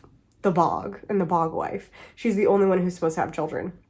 So we're following the children of the current head of the family, and they are the children of supposedly the bog wife of the head of the family, but we don't meet that bog wife. So it's what is happening. It's the ritual where basically, it's not a spoiler, the dad is in the process of dying, and so the siblings are trying to figure out the ritual and how they get this new bog wife for the eldest son. And it's insane. It is insane, and I'm obsessed with it. It's just got this like folk horror. That's what it feels like, and folk horror is my favorite, and it feels folk horror. Even if it's just folk literature, still love it. I don't know what it is about this type of story. I'm obsessed with it. So yeah, I'm having a great time. I'm gonna continue reading this. I don't know what I'm doing after this. This has been the weirdest vlog that I've ever done. We only have 2 physical books, and one of them was an audiobook. We read The Fury and House of Glass. We also read Made for You. And then I think everything else was a DNF. So we've tried a lot of stuff. We're purging a lot of stuff, but I still have a lot of stuff. I don't know why I thought doing this book of the month purge was gonna purge all my book of the months and that I would have read the other ones. I don't know why I thought that was a reasonable expectation in this video, because I have like 50 of these books. I think it's like more like 35 or something.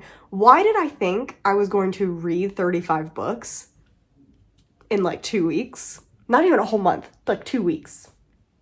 But I don't know why I had that expectation. So this is the first book of the month purge. I kind of want to try to read one more after the bog wife. We'll see. I might just read the Abby Jimenez just because I know I'll fly through that one pretty fast. Honey, you've got a big storm coming. So I might just do that. Every Abby Jimenez that I've read, I've like stayed up like all night to read it. So I think I'm going to try finishing the bog wife. I'm going to read a lot of that tonight and then probably move on to Just for the Summer tomorrow. And then we'll probably wrap this up. This was the weirdest, most chaotic vlog because not a single part of this video I feel like made sense. Like, so I don't know. Anyway, that's the update. Enjoying the bog wife. We're gonna continue with that, and I'm also gonna watch probably all of season 3 of White Lotus tonight. I don't think I even like the show, but I can't stop watching it. I also need to watch Black Mirror. Like, I have so many shows to catch up on. It's a little bit of a different angle because I don't have my tripod. It's in the other room, so you're just sitting on a very tall shelf, and I'm only 5'1", so it's very tall. It also looks like there's like so much space up here, but there's really not like that much space. Like, there's not that much space. I do kind of want to put like a big picture up there, but I'm trying to decide, I'm dropping it. I'm trying to decide what would look good up there. I have finally finished the bog wife. I just showered. I just almost finished taping the room upstairs. If you didn't know, I'm not renovating. I don't know why I made it sound so fancy. I am repainting the upstairs room and adding shelves and doing all this stuff. So I'm working on that. And I've been working on that for a while. So that's a pain in the butt. That video will be coming out in a couple of months probably, because I gotta get all the shelves and everything put up. So yeah, I've been working on that. But anyway, I finally finished the bog wife. I finished this probably like an hour ago, and I think I'm gonna give it a 3-star, which is different than what I was kind of saying in the last update. I still really like this. Again, this is kind of like the Fury, where it's on like the higher end of a 3-star, where I actually really enjoyed this. I loved a lot of the book. I loved the gothic horror feeling, because it is horror. Apparently it's horror. I don't know if I would necessarily classify this as horror, but if I feel like I classified The Haunting of Velkwood as horror, this is also horror. This is generational horror. This is not like your traditional type of horror. You're gonna read this and a lot of people are gonna be like, is this horror? So this is more of a interpretation of horror, if you will. And I would say the title is a little misleading if you're going into this, because it's definitely more about the existing family than anything else. And it's them dealing with their problems. And it does have all 5 perspectives of the siblings, which is crazy. And each perspective is very unique. Like, you know who is talking. You probably wouldn't even need headers and you would know who is talking. And I think that's what ends up being the downfall of the end of this book. I probably loved 4-star about 70% of this book, and then the final 30%, I didn't love the direction that it went. So in my opinion, it was heading one way that I loved. It kind of like zigged when I wanted it to zag. I wanted it to go one direction, and I thought it would have been a really lovely ending, and you could have made it even like an unsatisfying ending that way, and you could have just left things open a little bit even in that direction. But I think it would have made sense more with the rest of the book. The direction that it went was a bit of an unsatisfying ending, and it left some stuff open to interpretation, and it kind of just took a strange turn. It took a strange turn that the rest of the book just didn't really work well with, in my opinion, which is why it ends up getting a 3 instead of a 4. But I still very much enjoyed it. So if you want to read something kind of weird, if you like folky horror, very light horror, then I would recommend this. I think it is written incredibly well. And there was a lot of stuff in here that was like I said, a lot of really good commentary about generational trauma. I actually think the ending kind of hurt the social commentary on generational trauma, which is why I think I didn't love it. And I wanted it to go in the direction that I wanted it to go into. So in reality, if you actually take the direction that I wanted this whole book to go in, but I knew it wasn't after about 10% of this book, I actually think this could have been a 5-star if this was a bog wife sapphic folk story. I think that would have been great. And it doesn't actually have to be a romance, kind of like House of Hunger. It's just a sapphic story. And I think that would have been a good thing for this. Like, I feel like this should have been a sapphic story with a bog wife. I think that would have been so good. Like, I think it would have been so good. I would love Delilah S. Dawson to write a sapphic bog wife story, novella. That would be actually amazing. I want it to feel like Bloom. Like, I feel like that would be so good. So anyway, 3-star. So anyway, I don't have it in this room, actually. I just realized that. I'm going to be starting Abby Jimenez's Just for the Summer. I want just a really good book. I want kind of like a fluffy read. You're starting potentially the Abby Jimenez. I am going to read the first chapter or so. I want a light romance. So sometimes Abby Jimenez can be a little bit on the heavier side. Like, I heard her new book is like depressing, which is not what I want to read. I didn't know she had an Alzheimer's grandfather or grandmother, I don't remember which one, in her newest book, and I don't think I would have bought it if I knew that, because I have issues surrounding that. I'm a little nervous about that, but yeah, so if her book is too heavy, the Just for the Summer, not the new one, if that's too heavy in the first chapter, I will try one of these other ones. I know it's dark and my fan is on, but this is like a super quick update because I just want to let you know that I definitely am reading Just for the Summer by Abby Jimenez. I originally actually was gonna read This Spells Love, but I ended up cringing hardcore while reading that book. So I'm also getting rid of that one. So I'll show you that at the end.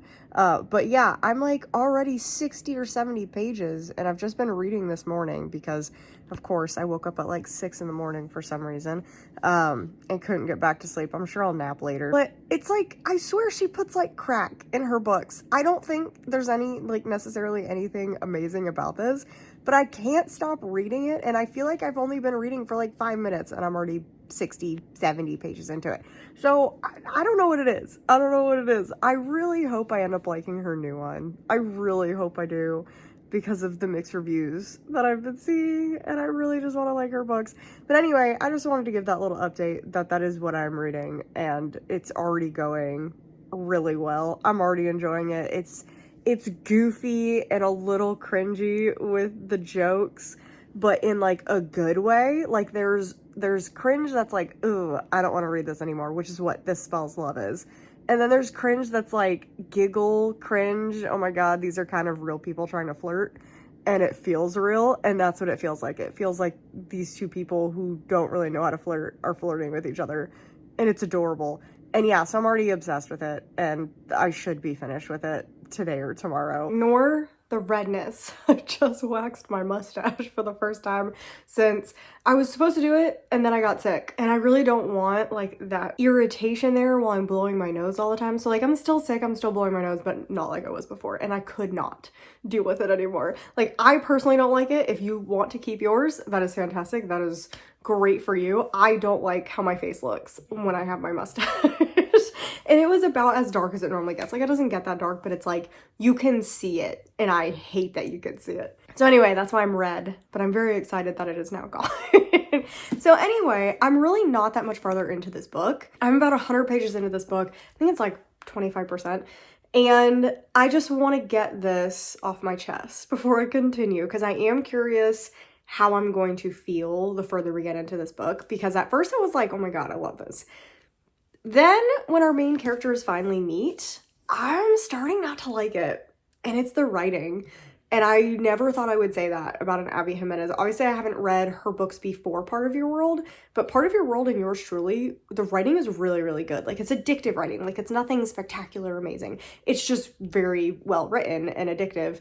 This has that addictive quality, but it doesn't read smoothly. I totally forgot to tell you what this is about, but it is a very interesting premise. I haven't heard this premise before, except for it's kind of reminding me a little bit of Just My Luck. Do you guys remember that movie with Chris Pine and Lindsay Lohan? That is aging me, but that came out like young teens, late tweens. I don't know when that age range came out, but I loved that as a kid.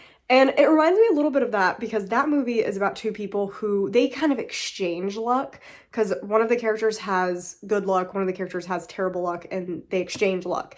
This is definitely different. This is two people who they don't exactly have like bad luck, but they don't have good luck in dating. They give good luck to the people that they date. So basically, they date somebody, and then when they break up, that other person finds their soulmate.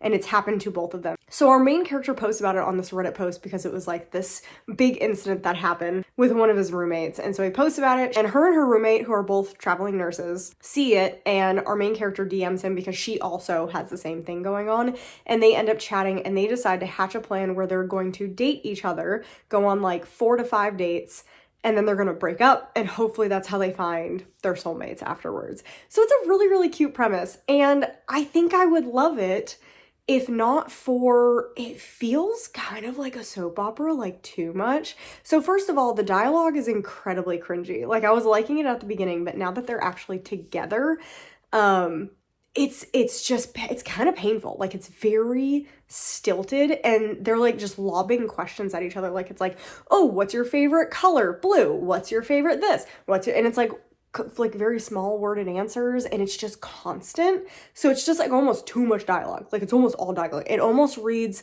in some parts more like a play, and it's annoying because it's like he said and she said, I said this, like that's like how it's written. And it's really annoying.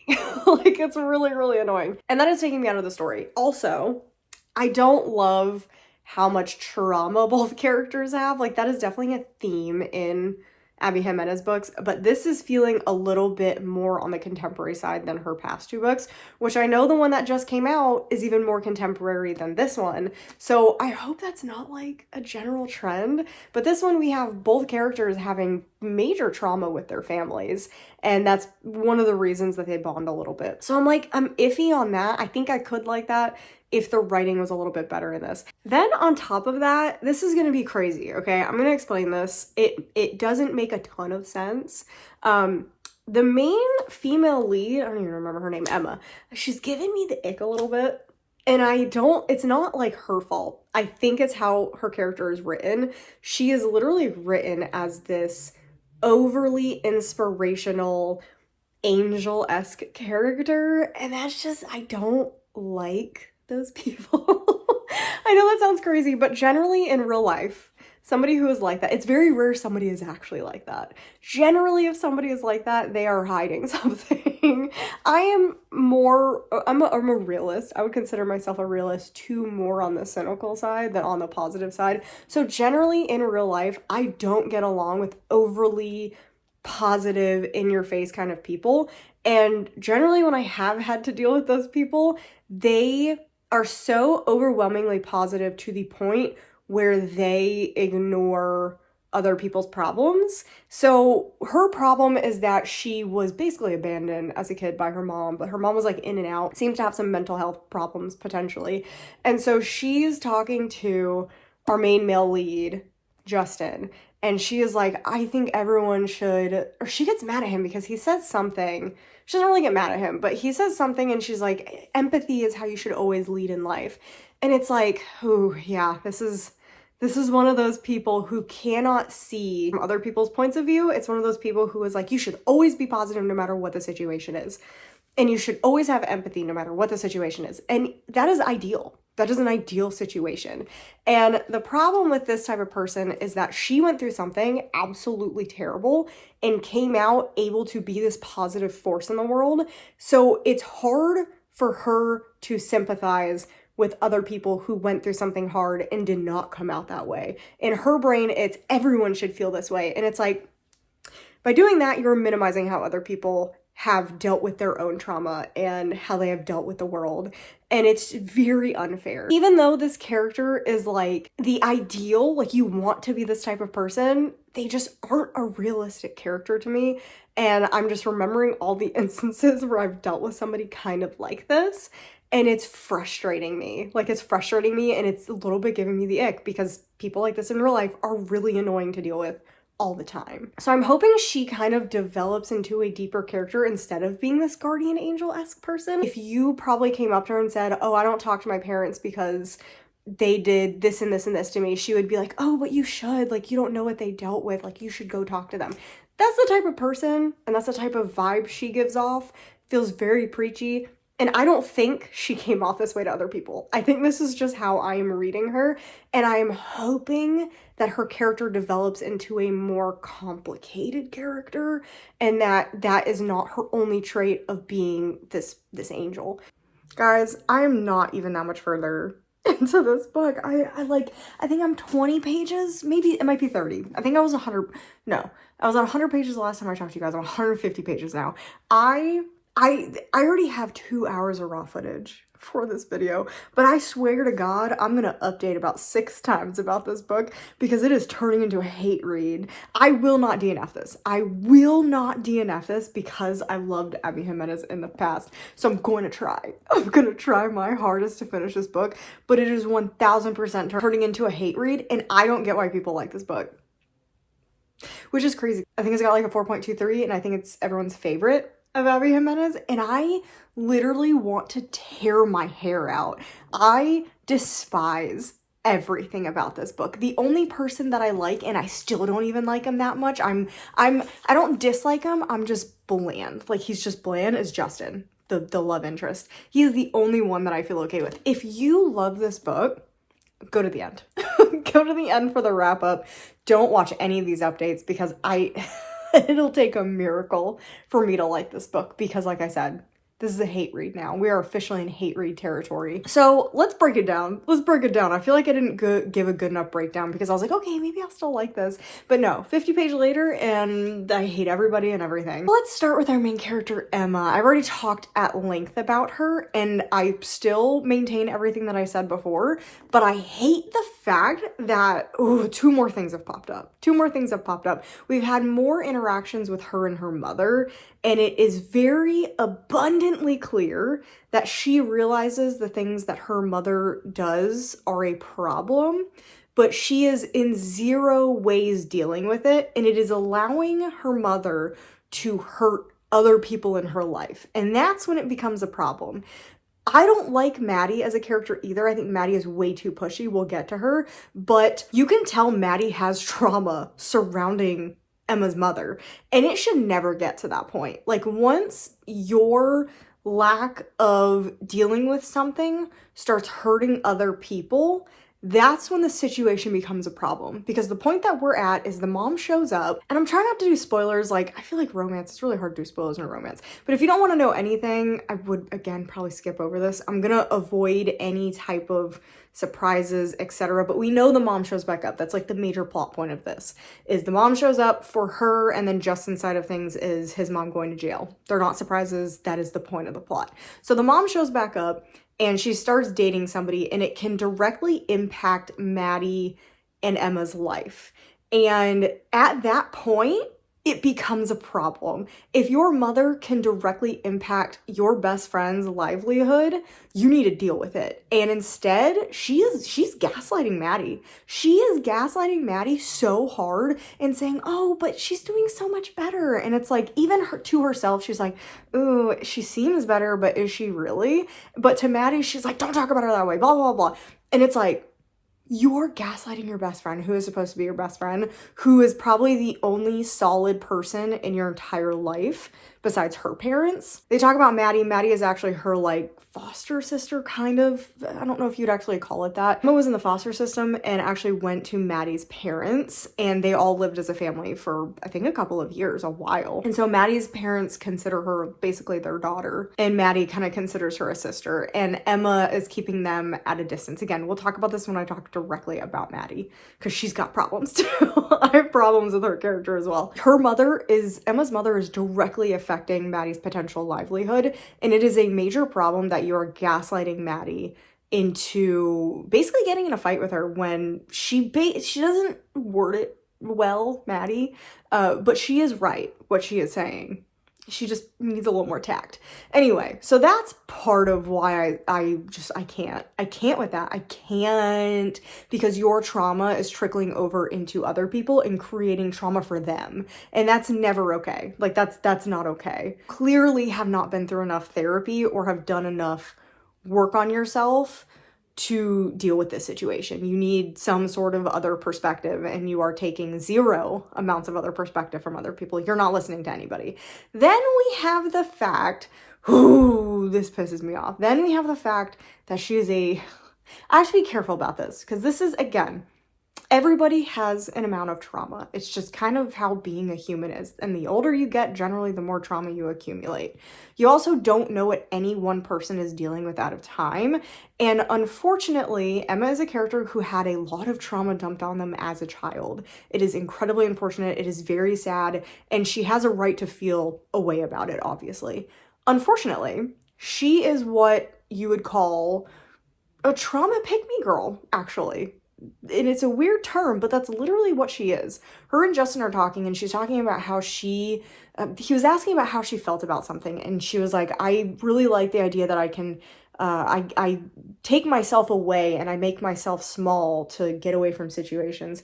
And Justin is like, oh yeah, a lot of people do that. And she goes, no, I'm different. What I feel is different. And it's like, okay, I get you're upset. And apparently something about this conversation is triggering, but you don't get to tell Justin, who potentially could have trauma. He's a stranger. You still don't know anything about him, and he has a lot of trauma right now. And I don't like people who compare trauma. There are different levels to trauma, but one person's trauma may not seem as trauma as another person's, but it can be based on circumstances, age, who they are as a person, the people surrounding this situation, etc. So Justin is dealing with the fact that he is about to adopt his like 3 or 4 siblings. One of them is 4 years old. So his entire life is basically going to put on hold for him to become a dad. And one of those is a teenager who doesn't like him at all. You have that, and his mom's going to jail. And because she doesn't know that, she kind of is just assuming that it's like, no, my trauma is like this big giant thing that nobody else understands. And I become this small person, and it's just so different than what other people experience. And then when she describes it, it's like, no, that's literally how people feel when they're trying to escape something. That's literally how they are. People with chronic illnesses who have been sick for 20, 30 years, that's how they feel. Like, you are not this pick-me girl about trauma. Like, that is such a weird thing. Like, that is such a weird thing to be upset with somebody, to say, like, no, my thing is worse than yours. That's such a weird thing, especially when you don't know that person. Like, it really rubbed me the wrong way. It really, really rubbed me the wrong way. And I think it's because I had a friend in college who was like this, and it was everything. It was everything. You would say something. Oh, here's an example. So when I was in college, I was a biochemistry bachelor's degree, and I was simultaneously working on a biochemistry bachelor's degree and a biology degree. I was staying for an extra half year, so I tacked on the biology degree. It was only like an extra like 4 classes plus a couple extra credits, and I already had some spare credits. Looks impressive, but it's really not. But I did have a lot of work. Like my senior year, I was in a ridiculous seminar class for biochemistry, and it was this I think it was 9 credit class that you had lab 3 times a week, and it started at 7:30 in the morning. The university, the regular classes started at 8 a.m. and my class was starting at 7:30, and it was notoriously one of the hardest classes. And I was taking senior level college physical chemistry at the same time too for chemistry majors, which is notoriously one of the hardest classes. So I was drowning. I was drowning in work. And my friend walked up to me, and I was sitting there with her boyfriend. I was sitting with her boyfriend. We were both furiously doing homework in the one of the dining halls. And he was a senior level engineer. And if you've ever heard of an engineering project, they are insane. They take the whole year and they are your entire life. That's what it is. I went to an engineering college, so a lot of my friends are engineers. And so she comes up, she's a math major. It's really difficult, but she was taking some like side courses just to like buff out her resume for going to do her master's in teaching. And she sat down and she goes, "Oh my gosh, I can't believe I have so much work to do." And so me and her boyfriend looked at each other and we're like, "Oh my God, yeah, we do too." Like we have so much work to do. We're just kind of hanging out if you want to do homework. And she goes, "Guys, like, you don't understand. I have so much more work than you do right now. I have to write a 1-page paper on some sort of English concept." And we kind of just both looked at her and we're like, "What?" Like, why are you doing this? And she did it for everything, every little thing she did. I ended up not being friends with her like 3 months after that happened. I couldn't handle it. I couldn't handle it anymore. And it's that toxicity. And she doesn't, luckily, our main character, Emma, doesn't seem to be that way about other things. But anytime any sort of trauma is brought up, it's like, no, you can't possibly understand what I'm dealing with. And it's like, oh boy. Oh boy. Yeah, I have major beef with Emma. I don't like her pretty much at all, any aspect of her. So then moving on to Maddie. Maddie is one of those people who is trying her best in a shitty situation, but she does not know how to handle herself. She does not know when to shut up. Like, she really doesn't. Like I said, Emma's mom comes into town and Maddie immediately goes on the offensive. Like, she is like, "Your mom sucks. She's a bitch. She's a horrible person." And even if all of that is true, even I know you don't say that about someone's mom. Like, are you crazy? Like, I don't care how much trauma there is, unless she is like physically beating the shit out of Emma. You're not saying those things to her. You're not saying those things because guess what? Emma's gonna clam up and you're not gonna get through to her. That is not how you deal with someone dealing with trauma over a person. That is crazy. And the other thing that I don't like is Maddie is obsessed with the idea of her parents adopting Emma, and Emma never allowed Maddie's parents to adopt her, and it rubs Maddie the wrong way. And to me, that is such a touchy, pushy subject. Like, why are you pushing that so hard? Like, that is Emma's decision.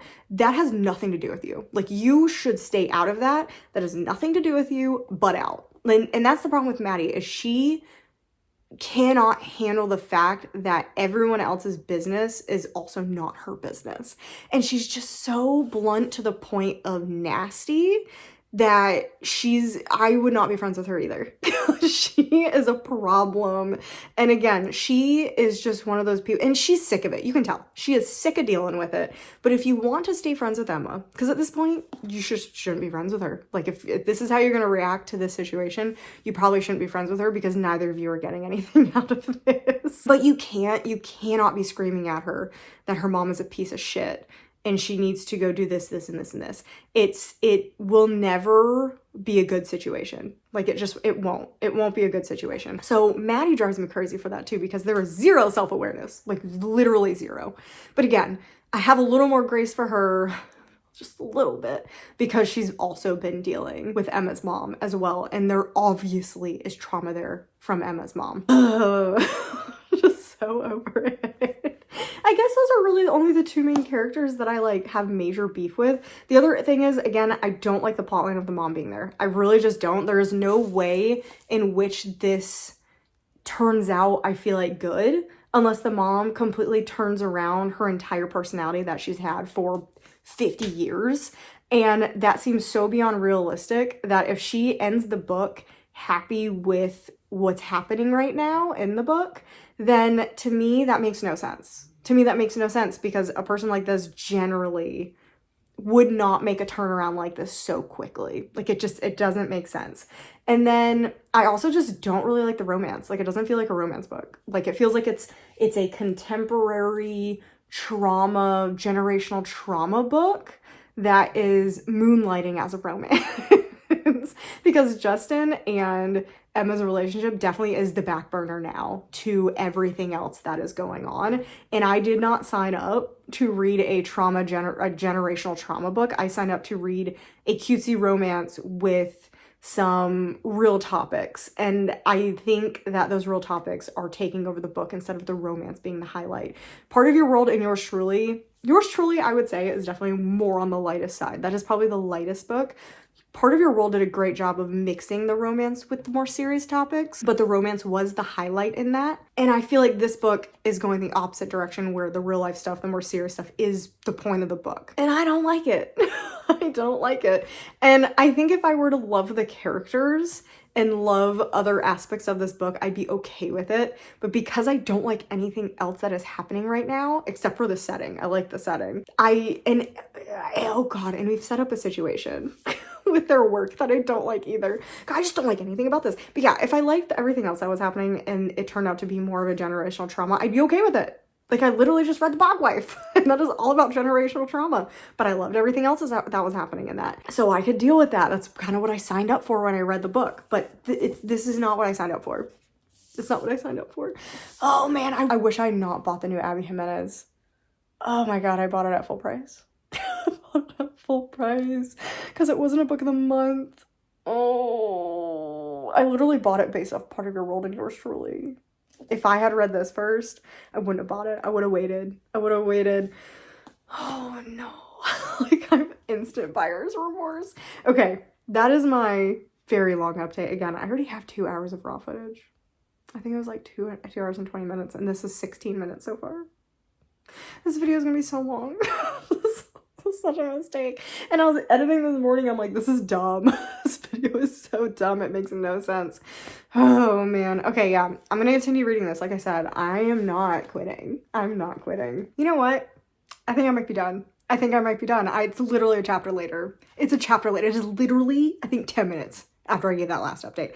I am so triggered by this woman. I cannot stand Emma. Oh my gosh. I'm gonna read you guys something. And I think, I honestly think this is a situation of, if you haven't dealt like these with people like this before, you're probably gonna do better with this book. If you don't have any type of trauma, or you don't have any dealings with people who have trauma, you're probably going to be doing better with this book. If you are generally just a really positive person, you're also probably going to be doing better with this book. But I hate her. I actually hate her, and I feel like a lot of people are not going to read this the way that I have been reading this. But what she just said to Justin, to me, is something I would never say to somebody else. I would never say to somebody else, because it is such a nasty thing to say, and she does it. And it's definitely not supposed to be. Like, it's not supposed to be nasty.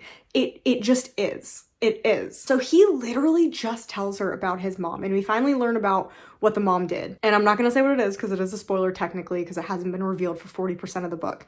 And he just trauma dumped on her. Like, she asked what was wrong, and she's been trauma dumping on him this whole time. So finally he's like, okay, I'm going to tell you everything. And he tells her about the kids and about his mom and all this type of stuff. And instead of going, I am so sorry, Justin. I am so sorry that you're dealing with this. I understand your anger. Because that's what he says. He's like, I cannot stop being angry about this. I cannot stop being angry. Instead of framing the conversation in a way where you understand him and his point of view and why he's upset, she makes it entirely about his mom. And I get why she does it, and I get the points that she's making. She's making really, really good points. But the way that she has framed the conversation, it makes him feel bad. Like, it legitimately makes him feel bad, and would make anybody feel bad for feeling the way that they do based on what she says. So let me read you what she says. So like I said, just trauma dumped on all this stuff, and his dad died. Like, I feel like this explanation is trying to excuse everything the mother is doing. And so let's talk about this. Yeah, he says, I've been angry for years. And then let's see, so Justin says, I'm trying really hard to not hold on to it. I said, it's just a lot to accept. It was right after my dad died. I shook my head. It was so out of character for her. I don't get it. And then she immediately goes, be glad you don't get it. It means your life has been a lot gentler than hers. And it's like, I get it. But that is not the time. That is not the time to preach this situation, because she is coming from a place of her own trauma, and you don't do that to people. You don't do that to people. That is like somebody, I have chronic issues. I've been sick my entire life, just different levels of sick, different things my entire life. I started getting migraines at probably age 11. Around the same time, I started having chronic shingles that put me in the hospital quite a few times. I started getting stomach aches around the age of 14 that almost had me miss my high school graduation and had me miss out on a lot of things when I was a kid. Like, it was tough. It was small things that I would consider, like I would consider them smaller things as an adult now. But as a teenager, I missed out on so much with my friends. I felt like I couldn't go do things. I had a colonoscopy at the age of 18 where they said possibly you could find cancer, and we don't know exactly what's wrong with you, but you could have an autoimmune disease. Around 18, I was also diagnosed with Hashimoto's, where I did have an autoimmune disease, and they said they needed to do an ultrasound on my thyroid because I possibly could also have cancer in that. And it is exhausting being that sick. And then my stomach issues continued through college. Oh yeah, I almost lost my eye when I was like 12 because of the shingles. And I did not have a normal childhood exactly. Obviously not to the extent that she did, but it's different. And I am not saying that my trauma is anywhere near what she dealt with, but there are different levels. But that trauma to me was a lot as a kid. And then again, it continued into adulthood. I now have nerve problems, I have back problems, I have pelvic floor dysfunction. I have all sorts of problems that impede my daily life. And I have had people tell me that they don't get it, that they don't get it. Like, I had to cut back on the amount of, I'm not even working now. I literally can't work right now. But when I was still working back in Charlotte, I had to cut my hours down to PRN. I was full-time, and then I went down to PRN one time a week I could work. And I had someone ask me, they were like, oh, what's going on? And I'm like, well, I'm having really, really bad back problems, and I have a hard time sitting for long periods of time and all this type of stuff. And they were like, oh, that's great. Like, I don't get it. Like you can't just stand up through your whole shift, or you can't like go see a chiropractor. Like, I don't get why they're not figuring it out.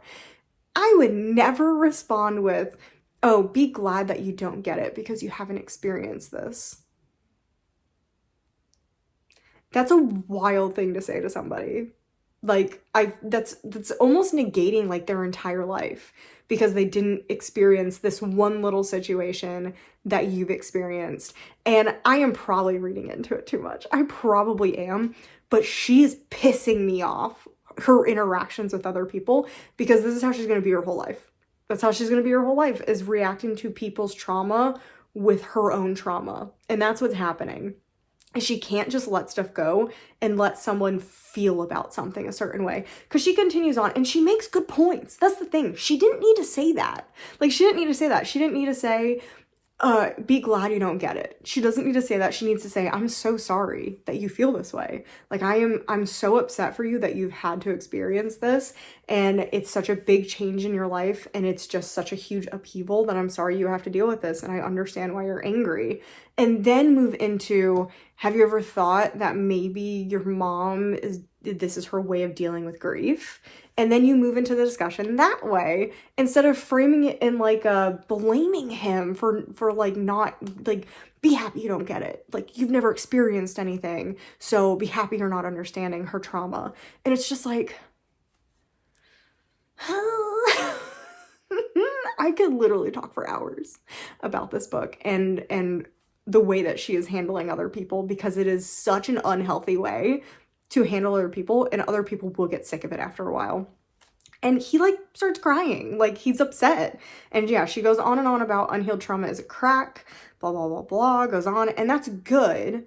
And she's like, but it can't, and sometimes understanding the reason can be what helps you heal. He says, I've never thought about it that way. And she relates it all back to herself and her mom and her trauma. And then she also says something that's just blatantly wrong. Nobody wants to be the villain, Justin.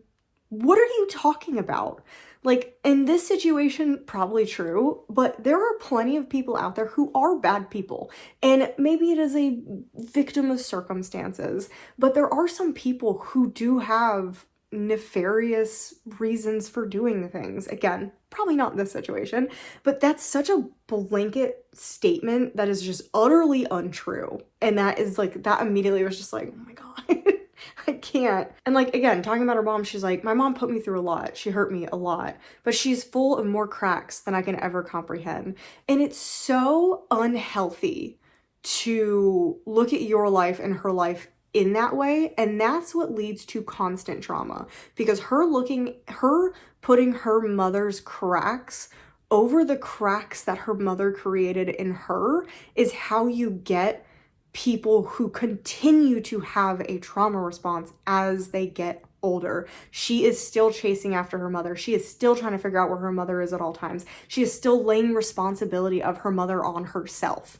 And you cannot be a successful human being if you do not recognize your own feelings and accept the fact that you're angry. It's like she will not accept the idea that anger should be allowed. Like, she says she does, but she follows it up with that type of stuff. And it's like, you aren't accepting that you are allowed to be angry. Like, you should want to go to one of those rec rooms, those rooms where you destroy stuff, and just take a therapy for that. Do that as therapy. I think that would do more for her than actual, like, a month full of actual therapy, because she is bottling up so much stuff and almost forcing that bottling up on other people. Because that's what she's doing to Justin, in my opinion, right now, is she is just like, you need to understand everything from her point of view. And it's like, you know what? You don't really right now. Like, this is so fresh and new. He's allowed to be angry at her for ruining his life and the kid's life because of her actions. Love her still. She is still your mother. She was a great person for all of her life. She's still a good person, but she did something bad. You are allowed to be upset about that. And this book feels like a preachy book of, you're not allowed to be upset. And I'm assuming that changes by the end, but right now we're 40% in, and that's what it's preaching. And I really don't like that, because that is not how you heal trauma, by shoving it down and saying, deal with everything with empathy. And that's not good all the time. That's actually not good all the time. And yeah, she just keeps talking. If you choose anger over empathy, if you can choose anger over empathy, always choose empathy, Justin. No, I wholeheartedly don't agree with that. And maybe that's unhealthy on my part, but there are some situations where you need to allow yourself to be mad, because you are a human, and part of being human is experiencing the full range of emotions. Because if you just shove down that anger, it's going to come out in other ways, either by having IBS or punching a wall. Like, it's coming out somehow. And yeah, and she basically makes Justin cry because of all this, because I mean, obviously he feels bad now, because he's like, oh, I can't believe I felt this way about my mom. But it's like, it's okay. It's okay. You can still be mad at her and also understand that this is her trauma response. Like, you can do both. You can do both. You don't have to choose empathy immediately. Just heal yourself first, and then you can help other people. And that is the problem here, is Emma has this idea that she can help everybody else without fully healing her trauma first. And that is a major problem in this book. And I'm exhausted. I am honestly exhausted by this book. And like I said, it was only like 10 pages later that I'm filming this. And again, talk for another 12 minutes. I think I'm done. I don't think I can put myself through this anymore. I feel like I read this book completely different than everybody else. And I am kind of baffled I haven't seen more stuff about this. Like, I really am. Like, most of the time I'm like, oh, I get it. I get why people love this so much. I don't get it. I 100% do not understand this book and why people like it, sadly. I say I'm done now. Don't be surprised if I have another update, because I am bad about, generally if I say I'm DNFing something, I'll try 2 or 3 more times after I say that, and then I'll kind of just leave it alone. So I will most likely attempt to read this 2 or 3 more times, also because I really like this author. But I think I'm done. It is the next day, and I actually, surprisingly, did not try to actually read anymore. I was over it. I actually legitimately was like, I can't do this. I can't do this. I'm sure in like a year or so, when everyone's talking about Abby Jimenez's new release in 2 years, I'm gonna be like, oh, should I have read that? Should I have? No. Watch this and remind yourself why you hated the book so much. And I was reading reviews on it, and I mean, generally everybody loves this book. I 100% agree with the 1-star reviews though, and a lot of people in the 1-star reviews mentioned the toxic positivity, and that's kind of what I was trying to explain without knowing what the phrase was. But the second I saw toxic positivity, I was like, oh my gosh, yes, that is what it is. That is literally what I was trying to get across, was toxic positivity. So I also ended up reading a recap for the end of the book. And yeah, no, I really don't have any interest in continuing because it sounds like the mom is literally in the rest of the book and just is an agent of chaos in the book. And I don't want to read it. I really don't. Like, I don't want to deal with her dealing with her mom. This should have been marketed as a generational trauma story where 2 people find love. I feel like that is more accurate, and I probably wouldn't have read it. Well, it's Abby Jimenez, so I probably would have picked it up. I did appreciate the callbacks to the other books. I did appreciate that. I did read that in the synopsis or the spoilers. I did appreciate that. However, I just don't care enough. Like, I really just don't care enough. So that is going to be a 100% DNF for just for the summer. I can't believe this. This was not on my, I'm gonna say it, it's not on my bingo card this year. I know a lot of people are frustrated. I'm still sick. That's why the wheezing. I know a lot of people hate that phrase. I love that phrase, and I will overuse it to death. I am a millennial. I overuse phrases constantly. I'm sure you guys realize that. But yeah, just for the summer DNF. And we're gonna wrap this up because I don't have it in me to continue this vlog. This kind of broke me a little bit. It really did. I feel like it was, yeah. I feel like it really broke me. If I were to give this a rating, because I'm really tempted to rate this, it would be a 1-star. And this potentially will show up on my worst books of the year. It's definitely going to be on my most disappointing. This might be on my worst list because I tend to DNF stuff before it becomes a 1-star. This is one of those that I read enough of. I read like 40% that I'm looking at it and I'm like, this is a 1-star. I'm not going to put a 1-star on Goodreads because I don't think that's fair, but this will be a 1-star on my channel, sadly. Also, I was talking to my husband about it last night and he's like, some people might not like the fact that you said to choose anger. And I'm like, it's not choosing anger. It's choosing to feel. It's choosing to feel things and work through your feelings. That's kind of what I mean by what I was saying earlier. I was just really mad. I chose anger earlier. I'm not saying, and I even said it in there, you don't go punch a wall. You don't go yell at people. You don't abuse people. It's just you are allowed to be mad at somebody for doing something that hurts you. Like, you're allowed to be mad for that. So that's kind of what I meant. I was like, maybe I should clarify that. I feel like I clarified it enough. But I'm sure there will still be some people who are mad at me for my take on this whole book. Some people I know for a fact are going to be mad about my take about this book. This is such a popular book. What I said is going to rub people the wrong way. Like, I 100% think I'm probably going to get some nasty comments relating to this book because of the things that I talked about. So anyway, DNF, and that wraps up the video. So let's go through some of the stuff that we did. I'm trying to keep this short because, like I said in the previous clip, I've got like 2.5 hours now, I think, of raw footage, maybe more, like 2 hours and 45 minutes maybe. I got a lot of cutting to do. So let's start with, I don't think this is even all of the stuff that I've DNF'd. This is just kind of like a sampling size, I think. Yeah, I can already tell you this isn't everything that I DNF'd. Because You Between the Lines isn't here, but I started this process a month ago, so I was not going to leave all these books out. So I think I was editing a little bit last night. You Between the Lines was a DNF. Oh yeah, that was a very early DNF, so I was like, I'm not even going to talk about it anymore. So this is stuff that's been more recently a DNF, so we're just going to keep this stuff in mind, or that I read a decent chunk of. So I pretty much just wasn't interested in most of these. The true DNFs were Anna Marie and the Fox was before 50 pages, but I actually tried reading a lot of it. The Interns, same thing with that one, before 50 pages, but I read a decent chunk of it. And then the other ones I just wasn't really that interested in. And then the big one, this is actually going to be my wrap up because I DNF'd this at like 75 pages because I tried super hard to read this because I knew I was like, I don't like the writing style. I hate the writing style of this book, but everyone loves it so much. I was like, okay, the content has got to be good. I didn't even like the content. And then I did spoil myself for the ending and I didn't like the ending. So I'm glad I didn't finish this one. I'm sad because this is one of those books that's like everybody's hyped up on it. So I really wanted to like it and get the hype, but I didn't. This is an anti-hype video. Oh my God, like seriously. And then moving on to the books that we actually read. We read Made for You. I almost forgot about that one. That was a 1-star. That was terrible. We had 2 1-stars basically in this video. This didn't go very well, did it? This didn't go very well. This, I'm not gonna lie, this kind of had the intended effect. I don't know how, like, I think I'm gonna be way more careful with my book of the month choices, which I already was this year. I think I've skipped out of the 4 months that we've done so far. I think I've skipped 2, maybe. I don't remember. I'm really bad about skipping and then unskipping and buying books.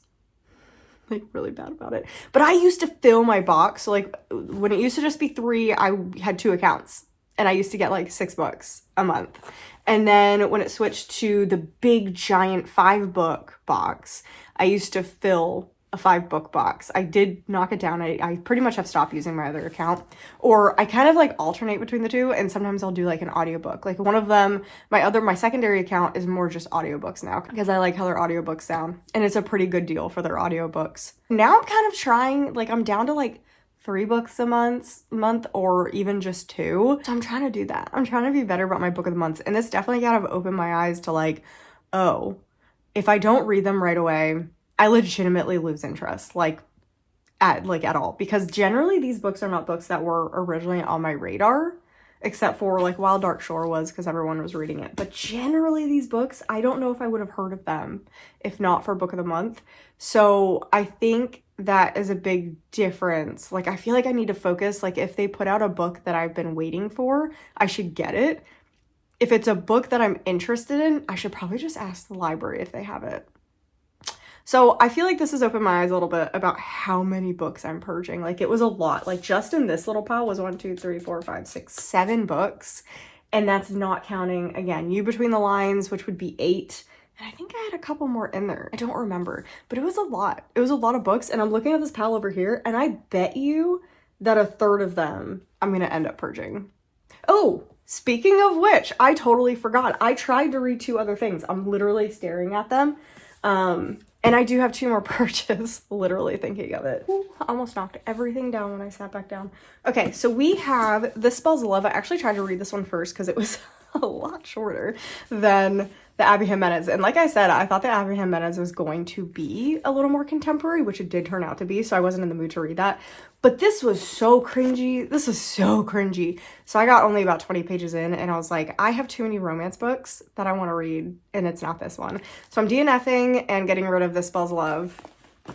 And then thank you to Lexi. I was watching one of her videos. She just did the 2024 Goodreads, reading the entire horror category. And she ended up reading the Book of Witching, and I think she ended up DNFing it. But she said that it was way too historical. And if she says it's way too historical, then it's going to be way too historical for me, which is kind of the vibe that I was getting. But I was like, oh, maybe it's not really like this and I'm going to save it for Halloween. No, she said it was very, very historical. And again, based off what I read, it was very historical. So I am going to end up getting rid of this one too. Like now that I've kind of seen a review or 2 on this one and everyone has pretty much said it's very historical, I don't think this is for me. So I'm also getting rid of this one. So that is another 2 purged. Okay, like I said, with that aside, back to the books that we read. Made for You was a 1-star, didn't like that one. Then we read House of Glass, 4-star. This is, I think, the winner of the video. I did not see that coming. I did not see that. It was good. It was a really good mystery thriller. It takes a lot for me to really enjoy a mystery thriller these days. They're so repetitive that I get really frustrated. This was really great. I really liked how this ended. I liked the story that was told. I got the creeps from a certain character and it was really fun at the end. So yeah, I really enjoyed this one. Then we ended up reading The Fury, again, another mystery thriller that I ended up enjoying. Apparently I should have just read all my mystery thrillers. Maybe that's what I should have done. It would have streamlined this video immensely instead of the random case that I went on to find books. That was ridiculous. This video is so stupid. Anyway, I give this a 3-star. I really enjoyed it. I do think it had its problems, but I like that this author tried something different. I like that they tried something new. I liked seeing the connection to the silent patient. I thought that was really fun. And I had just a good time with this one. I think it was really interesting the way the story was told. Again, had quite a bit of issues, but I think overall it was a good time. Then our final finished book was The Bog Wife, also a 3-star. Again, I did enjoy this one. I just wish it had gone in a different direction, and I still stick by what I think it should have done. I still think this should have been a sapphic bog wife story. I think it would have been so much better. It just would have been such a more compelling story than what it turned out to be. I just really didn't like the ending that much, or it could have been a 4-star. So enjoyed it. Wouldn't recommend it to many people. It's a weird one. I don't know how I would recommend this one, but I definitely had a good time with it. And then the final book that we attempted to read, and the piece de resistance, I feel like, we have Just for the Summer by Abby Jimenez, DNF/1-star. Possibly one of the worst books that I've read this year. I don't think so. Maybe. I literally just read another 1-star. I've had a lot of 1-stars this month, which is really sad. So I don't love that. But yeah, I just didn't like it. I'm not going to talk about it again. If you really want to go back and watch that again, you can go watch that again. I'm exhausted by this book at this point, so I don't want to talk about it anymore. So anyway, that was the first book of the month, Purge. I'm exhausted.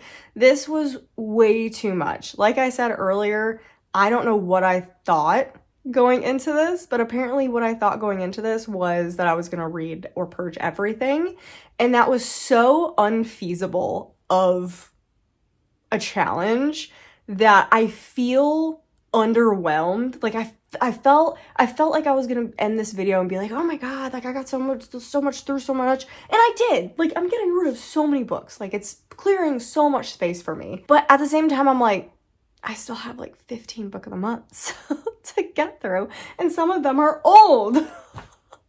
So I'm just frustrated with how this went. So we will have a second book of the month purge. I don't know when it's going to be. It's probably going to be after the Fairy Loots, and I don't know how many Fairy Loots they're going to be because I have a lot of Fairy Loot books. Speaking of which, we are starting that soon. To give you a little hint, so I talked about it. My husband is going to be picking my books, at least for the first video. We're going to see how it goes. The way that I do the purge videos is I try to do a different theme per book box or per series. So I think, what was it? Illumicrate, we just went in order. Owlcrate, we did the wrap up thing, which was absolutely a nightmare. I hated that. I'm not doing that ever again.